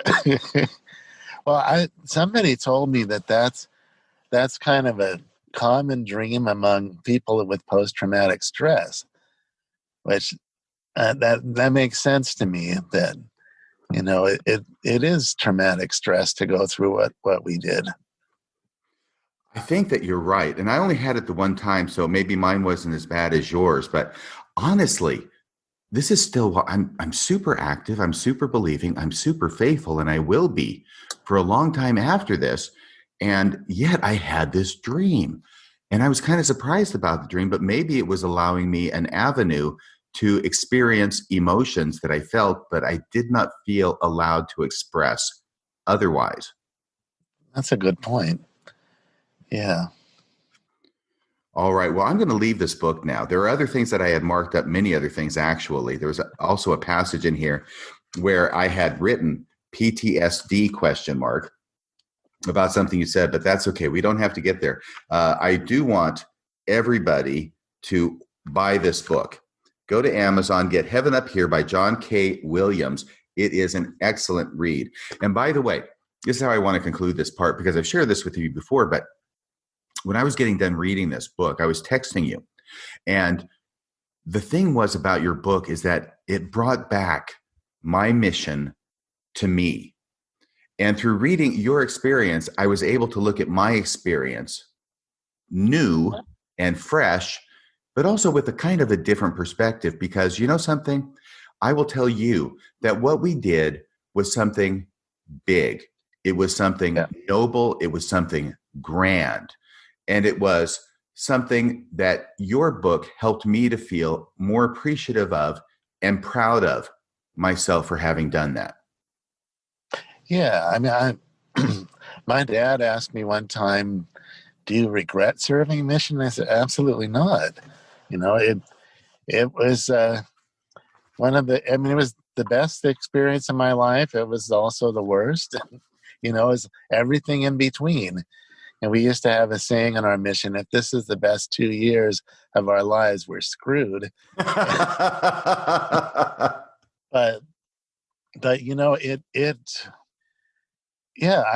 I'm proud of what I did there. I have regrets. I'm sure you do, but I'm proud of what I did, and I'm grateful for the experience that it helped me become who I am as an adult. Very good. Well, we'll close that chapter. We've only been talking for 2 hours now. Oh, you'll find out I talk too much, so sorry. No. It's not you. It's just you have so much to talk about. And by the way, we've been going for 2 hours, and I have resisted the temptation at almost every front to insert my experiences from my mission. So I'll save that for another time. I actually thought that there would be a lot of opportunity for me to do that, but that's okay because you're the guest. It's your book, and I want to focus on you right now. And we'll take as much time as we need to get all the great experiences out of you, which leads us to, after you get back from your mission, you're still faithful. Yep. You're still believing. Yep. You end up getting a job with the church. Yep. Yeah. I was in grad school, and they had an internship as an editor in the church office building for grad students in English, which is what I was doing. So I got this job for the summer, and I thoroughly enjoyed it. And so then I finished my master's degree, and then I got a job as a technical writer for a software company, and I was making next to nothing. We were so poor. Mm-hmm. And then the guy my boss from the church called me one day, and he said, "Well, I don't know if you're interested, but we're hiring. We'd love to have you come back." And so I did. I went back to worked there as a curriculum editor for 2 years, and And then I got tired of the commute and got a job closer to home. But it was an interesting 2 years, definitely. What did you do as a curriculum editor? So there were three kinds of editors up there. There was church education, so seminaries and institutes, church magazines, and then curriculum editors did everything else. So we were responsible for everything from manuals, handbooks, organ recital programs, the little brochures they give out at Temple Square about, points of interest in Salt Lake, anything like that. We did all kinds of stuff. Mm-hmm. Just basically whatever wasn't seminary related or magazine related, what came across our desks. And so tell us about some of the experiences you had. Well, I'll tell you about one of the experiences that the last thing that happened to me there that was like the final nail in the coffin when I decided it was time to go. They were so back then they had 6 Aaronic priesthood manuals and 6 young women's manuals, and they were replacing them with 3 each. And so the normal procedure was we would get an electronic copy and then we would edit.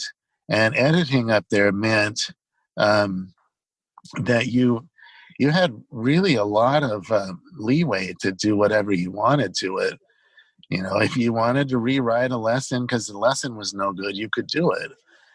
And then you just had to get it approved by correlation. Mm-hmm. So I went through and edited this thing, and it was full of, it dated from like the 1970s. Mm-hmm. And there was all kinds of stuff in there that was just weird. Like, like a quote from Boyd K. Packer saying that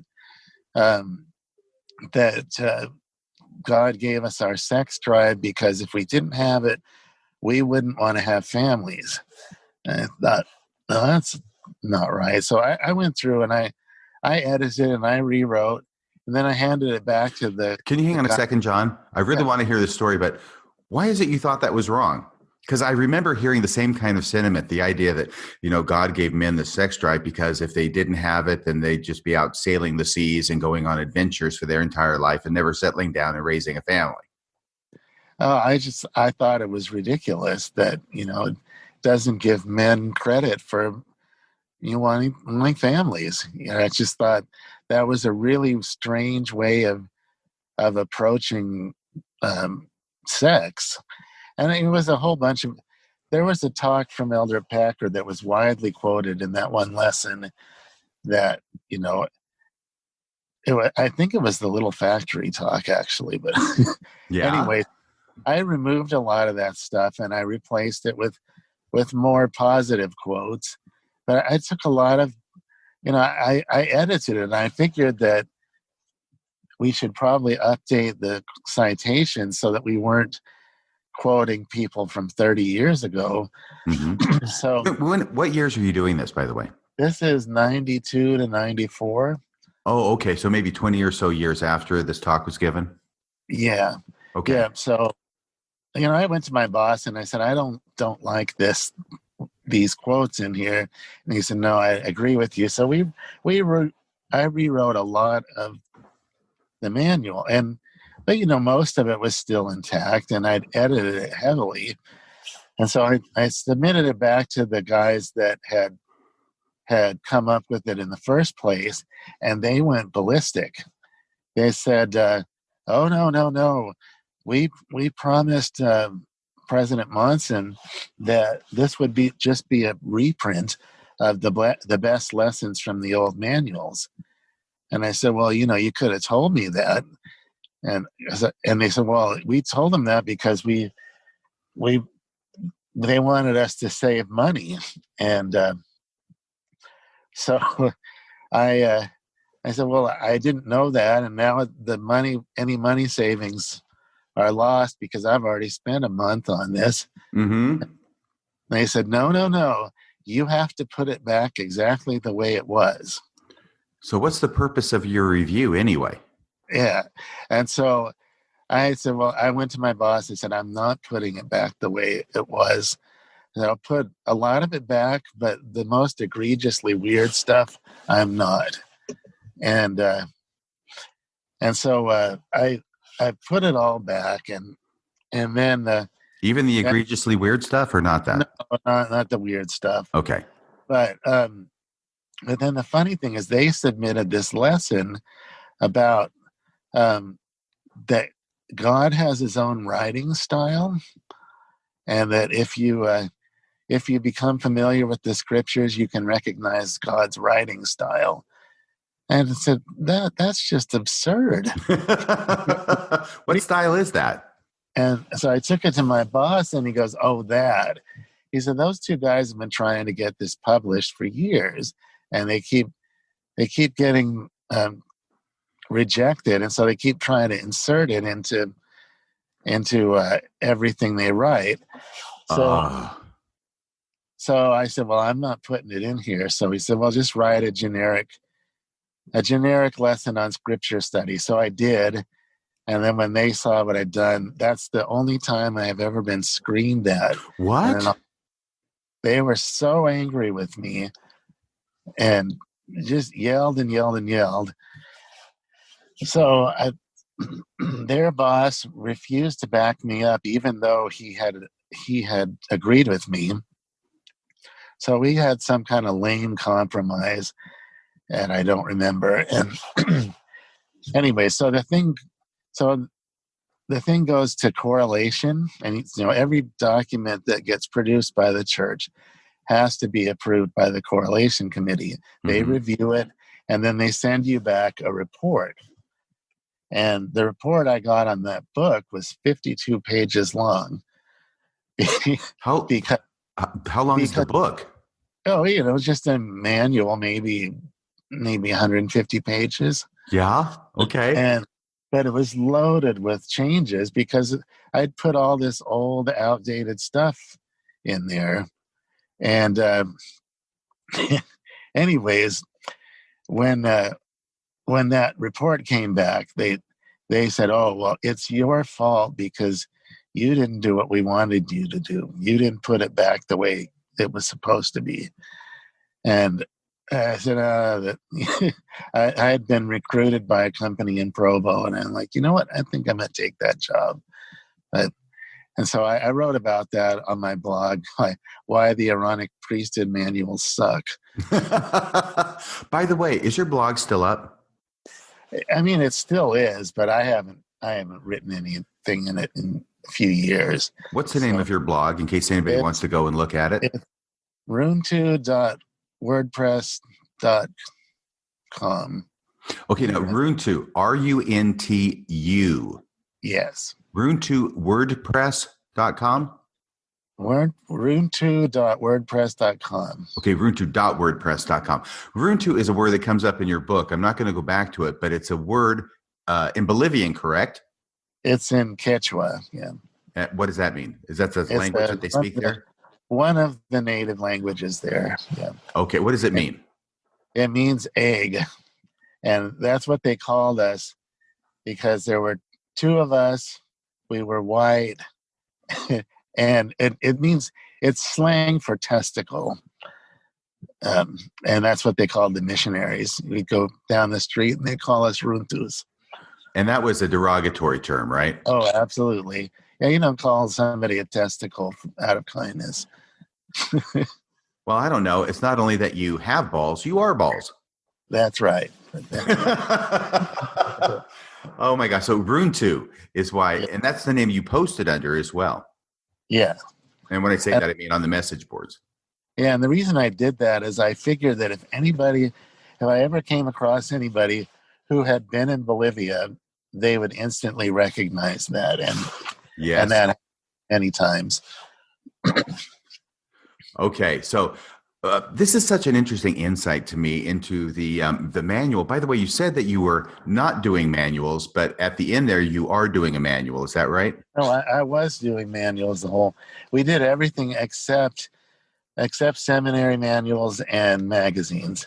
Okay, So so like this is a church manual for young it's a women and young men. gifted manual. Yeah. Oh, okay. So you were involved in some very important projects then. Yeah, we did. I did a lot of interesting stuff there. That was just the one that was sort of the last straw for me. I mean, I, I should say I enjoyed working there, and the main reason I quit working there was that it was it required a very limited set of skills, just editing. And I thought if I don't plan on staying here the rest of my career, it's really going to limit my potential. And yeah, I was there 2 years, and then I left. another mission. Yeah. Well, 2 years. what's funny is that when I quit, I had people come in and say, "You can't quit.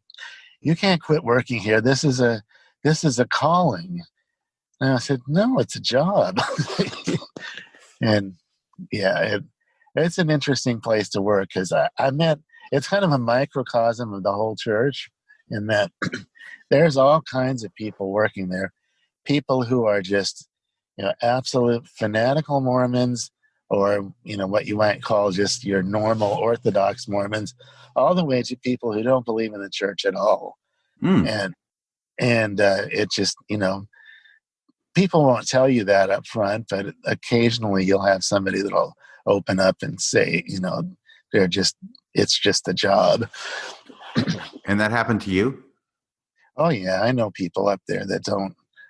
I won't say much more about it. I know some people that, according to the church standards, are not particularly good members of the church that work up there. Really? Well, John, you may know that the Strengthening Church Members Committee monitors this program on a regular basis. I'm sure they'd be very happy if you would mention some of the names of these people. Yeah. Well, speaking of that, I do have a friend who works up there. He is a believer. He's a nice guy and good guy, but he called me one time. He said, "I just got out of a meeting where they were discussing online websites and blogs and things that might be of concern to the church." And he said they had it on a big screen. They were bringing them up, and he said, "And your blog came up." Your blog came up? Yeah, mine. And I said, "Really?" And he said, "Yeah, we discussed it for a few minutes, and they decided that you weren't a threat or anything, and you weren't particularly anti-church, and then we moved on." But I just thought it was funny that it even got the notice of the church. I mean, it was just a stupid little blog. Wow. They're really, really monitoring things, aren't they? Apparently, or at least they were. This is probably 8 or 10 years ago. Believe me, they're monitoring more. Their budget has increased because there's a lot more to monitor. Yeah, that wouldn't surprise me. So after that, but when you left that job, all right, you quit your calling of a crappy paying job where they have all this stuff going on. Their people are getting paid to apparently just do a lot of self-defeating effort and not really get anything accomplished, but spending a lot of time not accomplishing anything. At least that's what I'm hearing from that experience you had.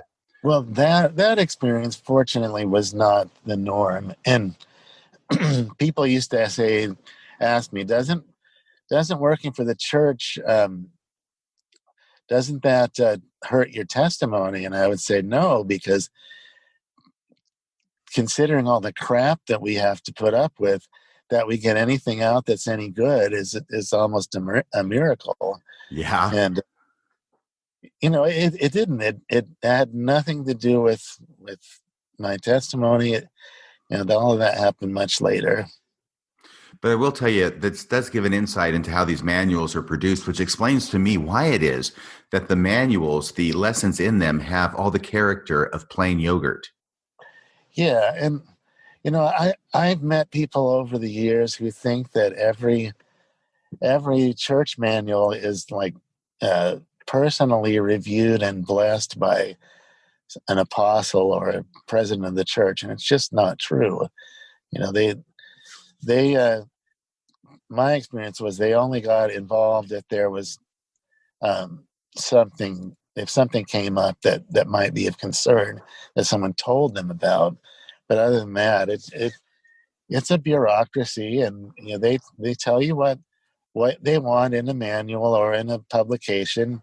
You do your best to give them what they want, and you publish it, and that's that.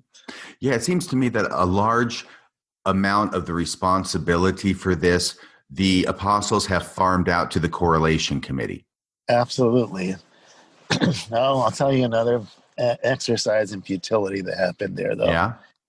So they have these little guidebooks that they're designed for people who are living in areas where there's not enough people to hold church meetings. Mm-hmm. So if you need to hold a church meeting in your home with just your family, there are these little guidebooks that tell you what to do.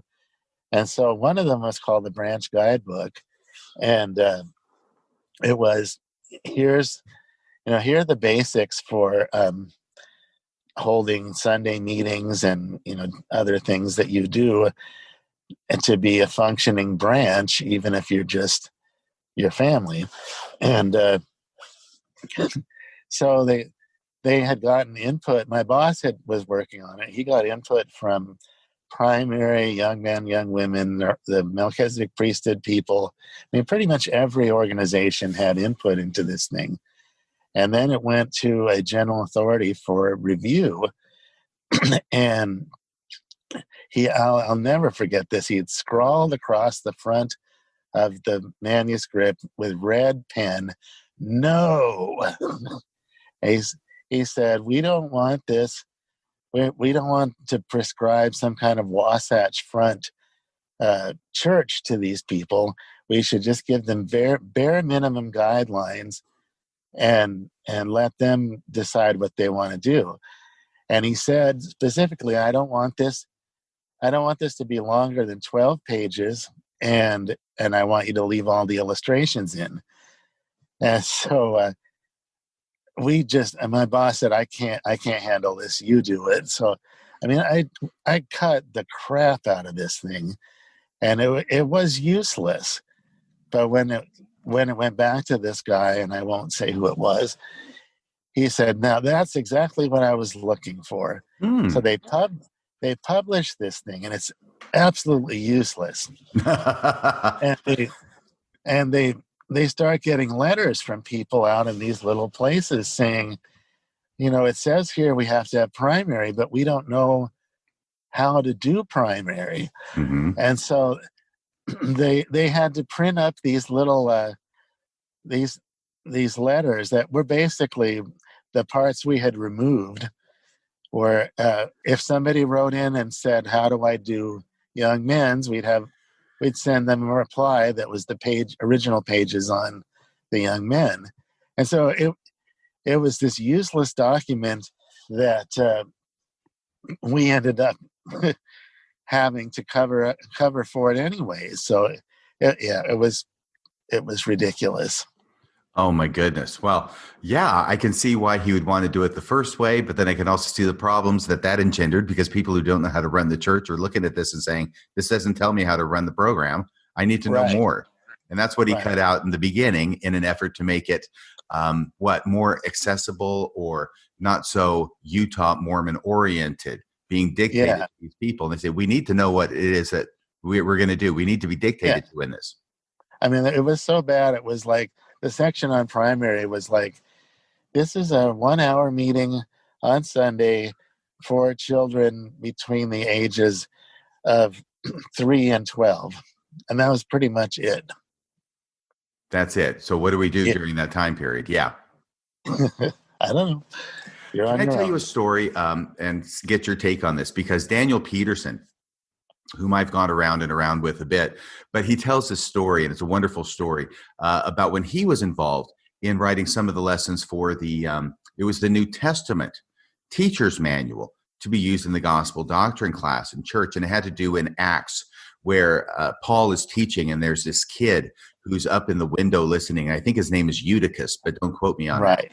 Yes. And Paul preaches like all night long, and Eutychus goes to sleep, and he falls out of the window. He falls down on the ground. I guess the window's up on the second floor or something, hits the ground, and he dies.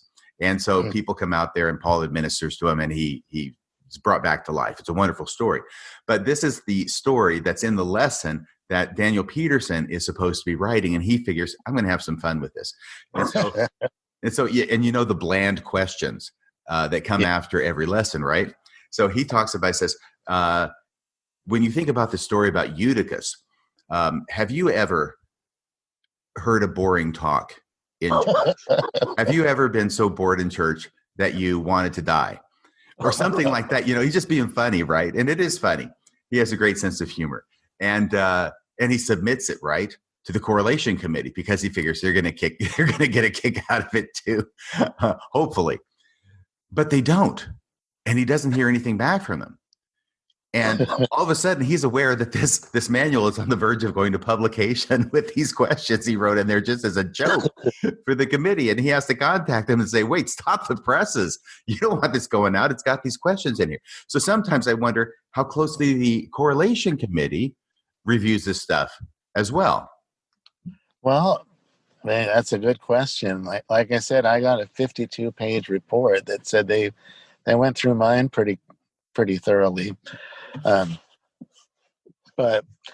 yeah, maybe they trusted Daniel Peterson more than they trusted you. Oh, I can guarantee you that. Yeah, I've known Dan Peterson for many years. Yeah, he does have a great sense of humor. Well, so let's go now. Let's segue to the last part of our discussion tonight.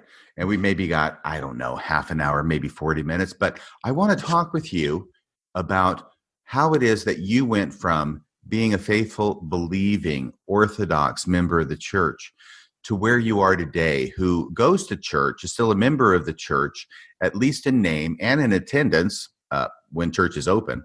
By the way, this is being recorded on December 4th, 2020. We're still suffering from the COVID crisis and the closure of many places, including churches. But you're not a believing Mormon anymore, are you? My battery's dying. I had to plug it in. So, no, I did. I went through probably the same experience that you did. And I don't know, just I gradually went from, like I said, realizing that the other side had something reasonable to say, and to realizing that I couldn't defend some of the stuff that I was defending. What specifically was it that you were defending that you realized you couldn't defend anymore? Well, hold on one second.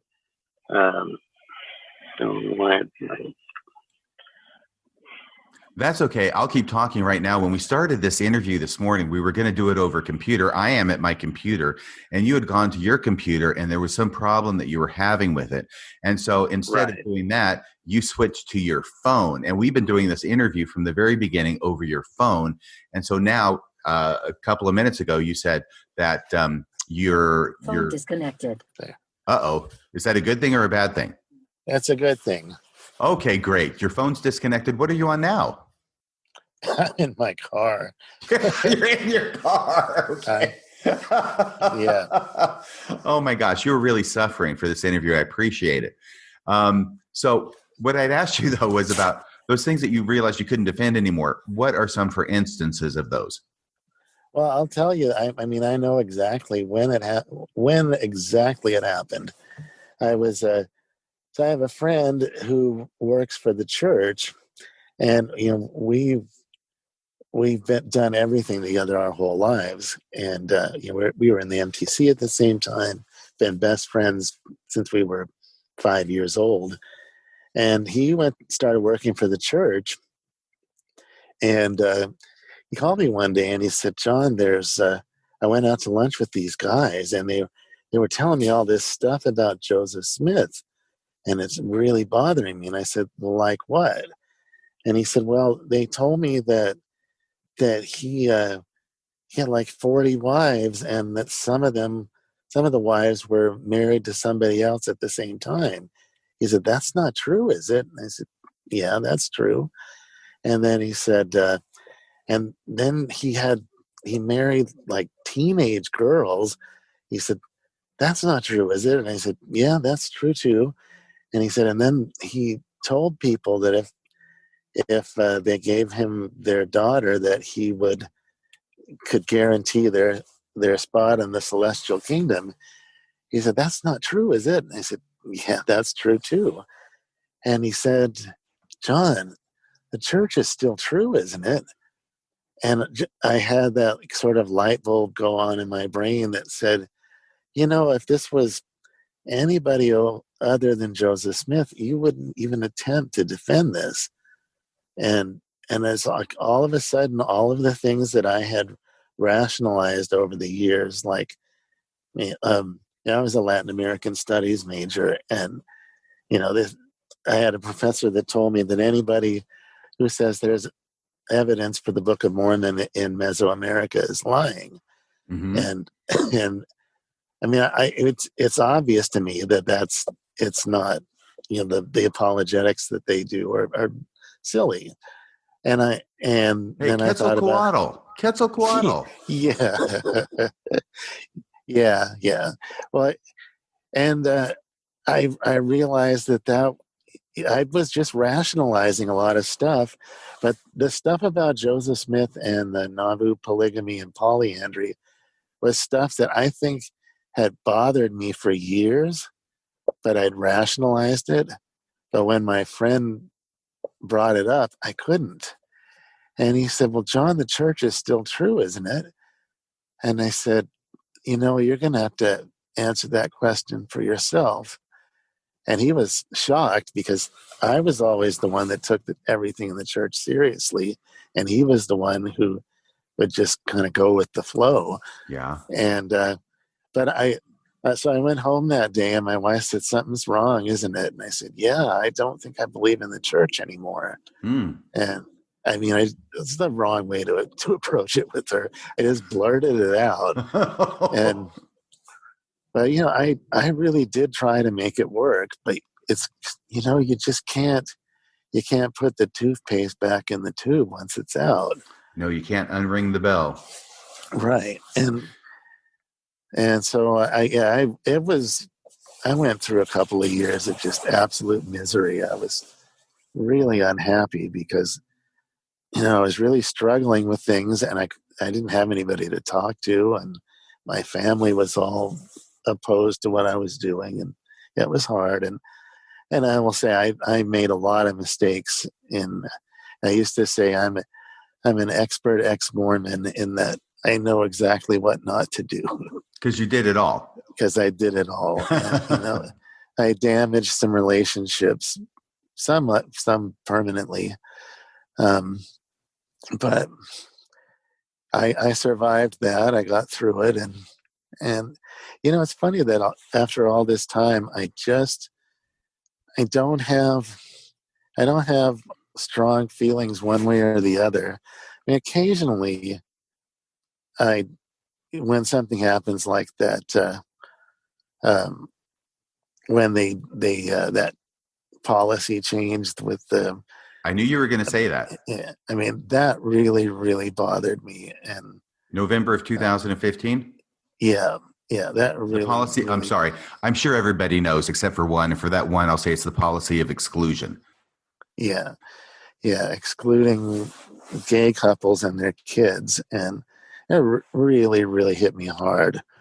And but I think I understand now that it's a man-made organization, and people, by and large, I think they're doing the best they can with what they have.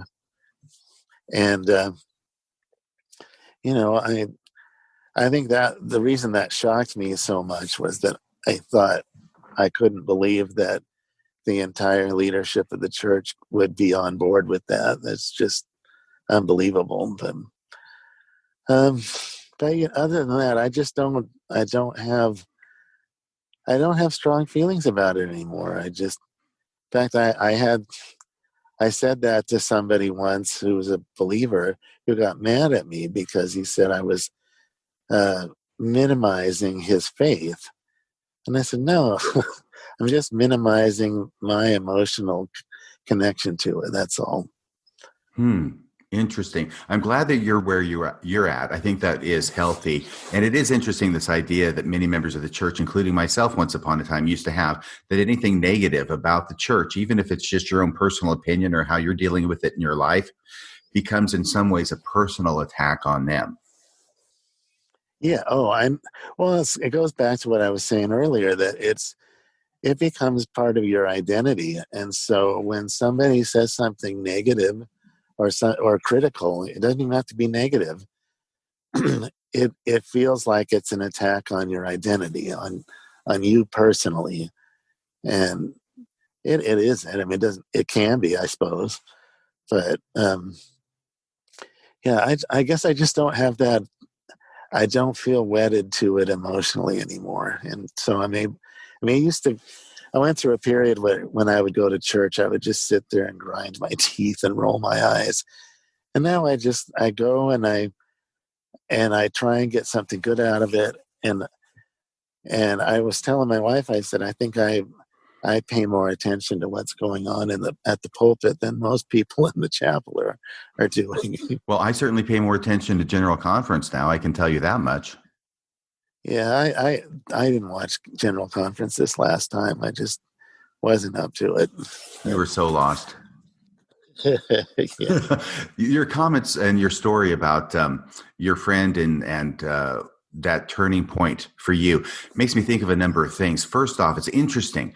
What can constitute the turning point? Often it's a small thing, but it ends up having major implications in a person's life. There was this one person who was posting about this change that she experienced. And it happened, I think she was probably in college and talking to a friend or a roommate of hers who was a non-member. And she was just talking about Mormonism, like all good Mormons are supposed to do to their non-Mormon friends, right? And she's talking about the gold plates and Joseph Smith translating the Book of Mormon and everything. And the non-member roommate says, oh, well, where are the gold plates now? And of course, the Mormon girl says, well, the angel took them with him. And the response from the non-Mormon was just, she rolled her eyes a little bit and said, of course he did.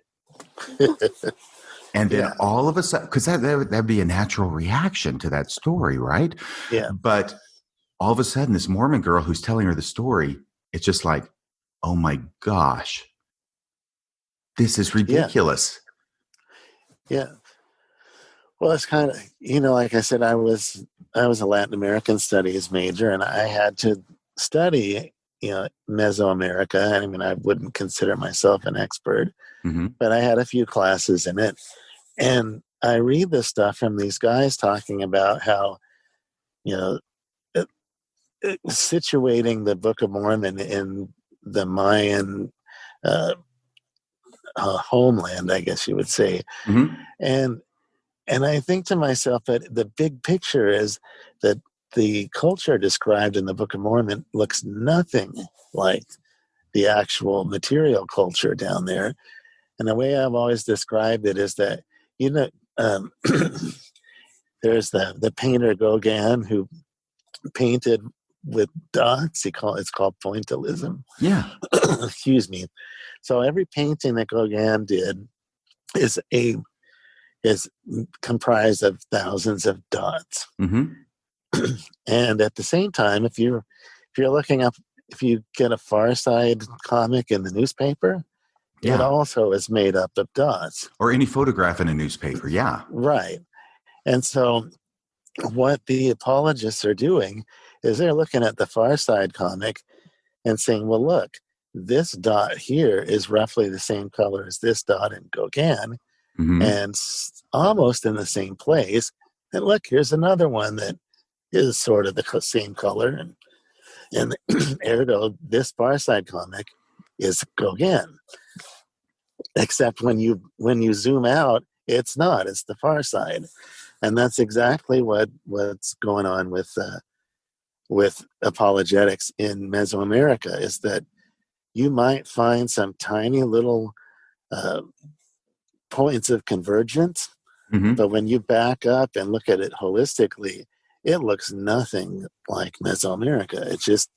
It's not the same thing. It's not, I think the reason they picked Mesoamerica as the place to focus on is it's the place that has the fewest problems, Right. but it's still got a ton of problems. It's a terrible match.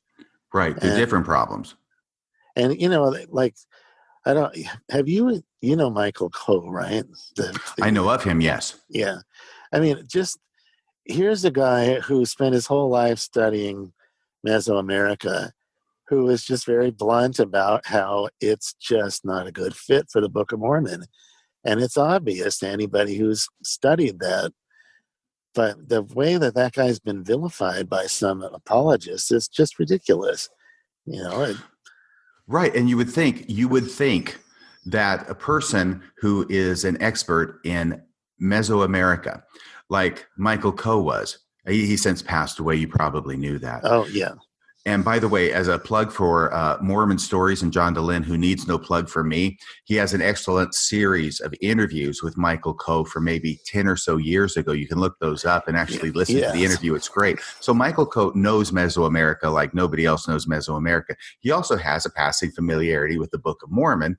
And what you would think is that the more a person, let me back up, if the Mayan civilization is in some ways coextensive with, because the apologists don't want to say that the Nephites are the Mayans, but they are right around there in the same place at the same time.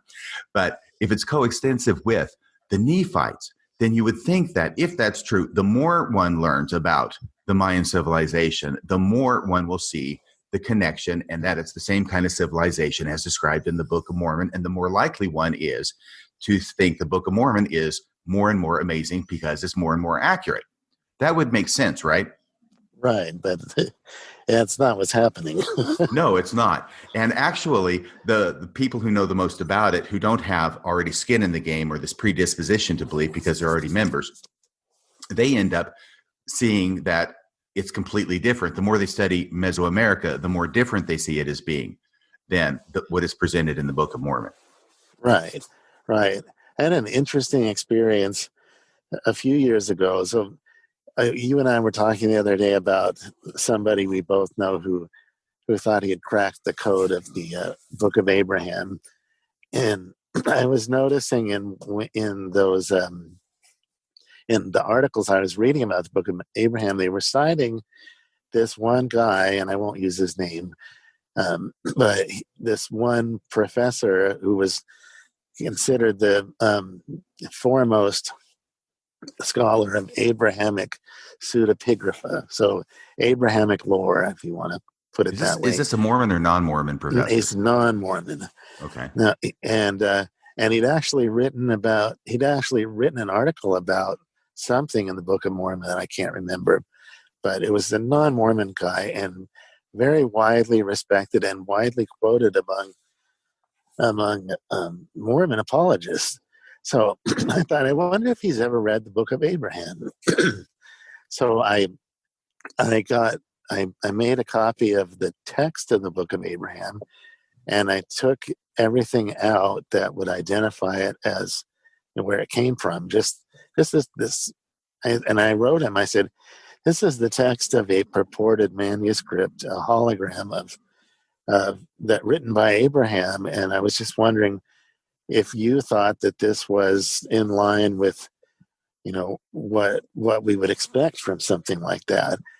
And he wrote me back and he said, "Well, it looks like a late Protestant production, probably American." Yeah. And I said, "Yeah." And he said, "Well, where did you get it?" And I told him, and he says, "Well, you can share my opinion." He said, "But don't use my name because I don't want to burn any bridges with my Mormon friends." Really? Yeah. And I thought that was, so of course I did that. I shared what I quoted him exactly. And I was told by numerous people, well, he doesn't know what he's talking about. Yeah. And you can't give his name. No, I couldn't. So you're the one who knows that he's this worldwide recognized expert on Abrahamic literature. Right, right. And so there were two things that either people said, well, he doesn't know what he's talking about, or you're making this up. Right. You made it up and you're pretending that he actually wrote this to you. Right. So anyways, I've always thought I wish I could have shared his name, but I said I wouldn't. So what institution is he a professor at? Oh, I can't remember. Somewhere in the Ivy League, I think. Okay. How long ago was this? Oh, this is years ago, probably 8 or 10 years ago. About the time whenever that was going on with the, remember the... Will Shriver. Right. I used to think it was Will Shriver, and I think everybody calls him Will Shriver, but then I'm talking to a guy who knows him, and he said, Will Shriver, and I said, what? He says, he pronounces it Shriver. Yeah, he had the key, the huge key to unlocking the authenticity of the Book of Abraham, that it would finally be proven true. Yeah. But I think he lost the key, but maybe if he prays hard enough, God will help him find his keys. Well, I'm not going to comment on that.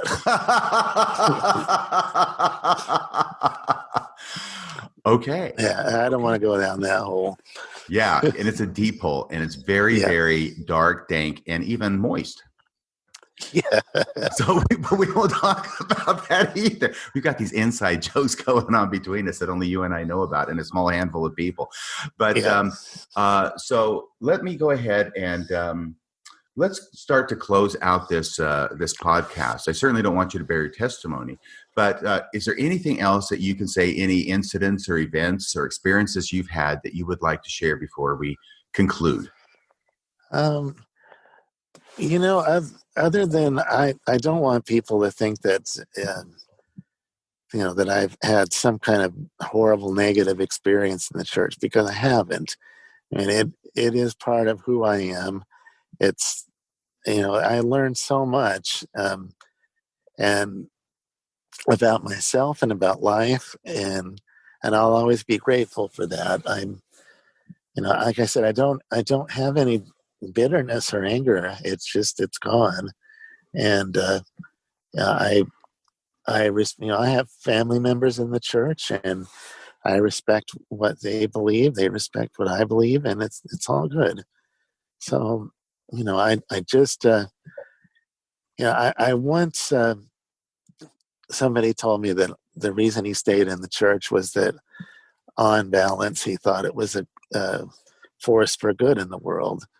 And, I do think it does a lot of good in the world. And I think it does a lot of things that are not good. But, I'm grateful that I went through all of this. I don't regret any of it. Well, thank you very much for spending some time with us today, John Williams. The book is Heaven Up Here by John K. Williams. Please order a copy at Amazon. And while you've got your wallet out, please go to radiofreemormon.org and make a donation today. If you could, make it a continuing monthly donation. All we're asking for is $10 a month. Hopefully you can afford that. And you will help Radio Free Mormon continue broadcasting behind enemy lines. Thank you once again, John Williams, for coming on the show. Well, thank you for inviting me. It's been a lot of fun. That's about all for tonight. Until next time, this is Radio Free Mormon, signing off the air.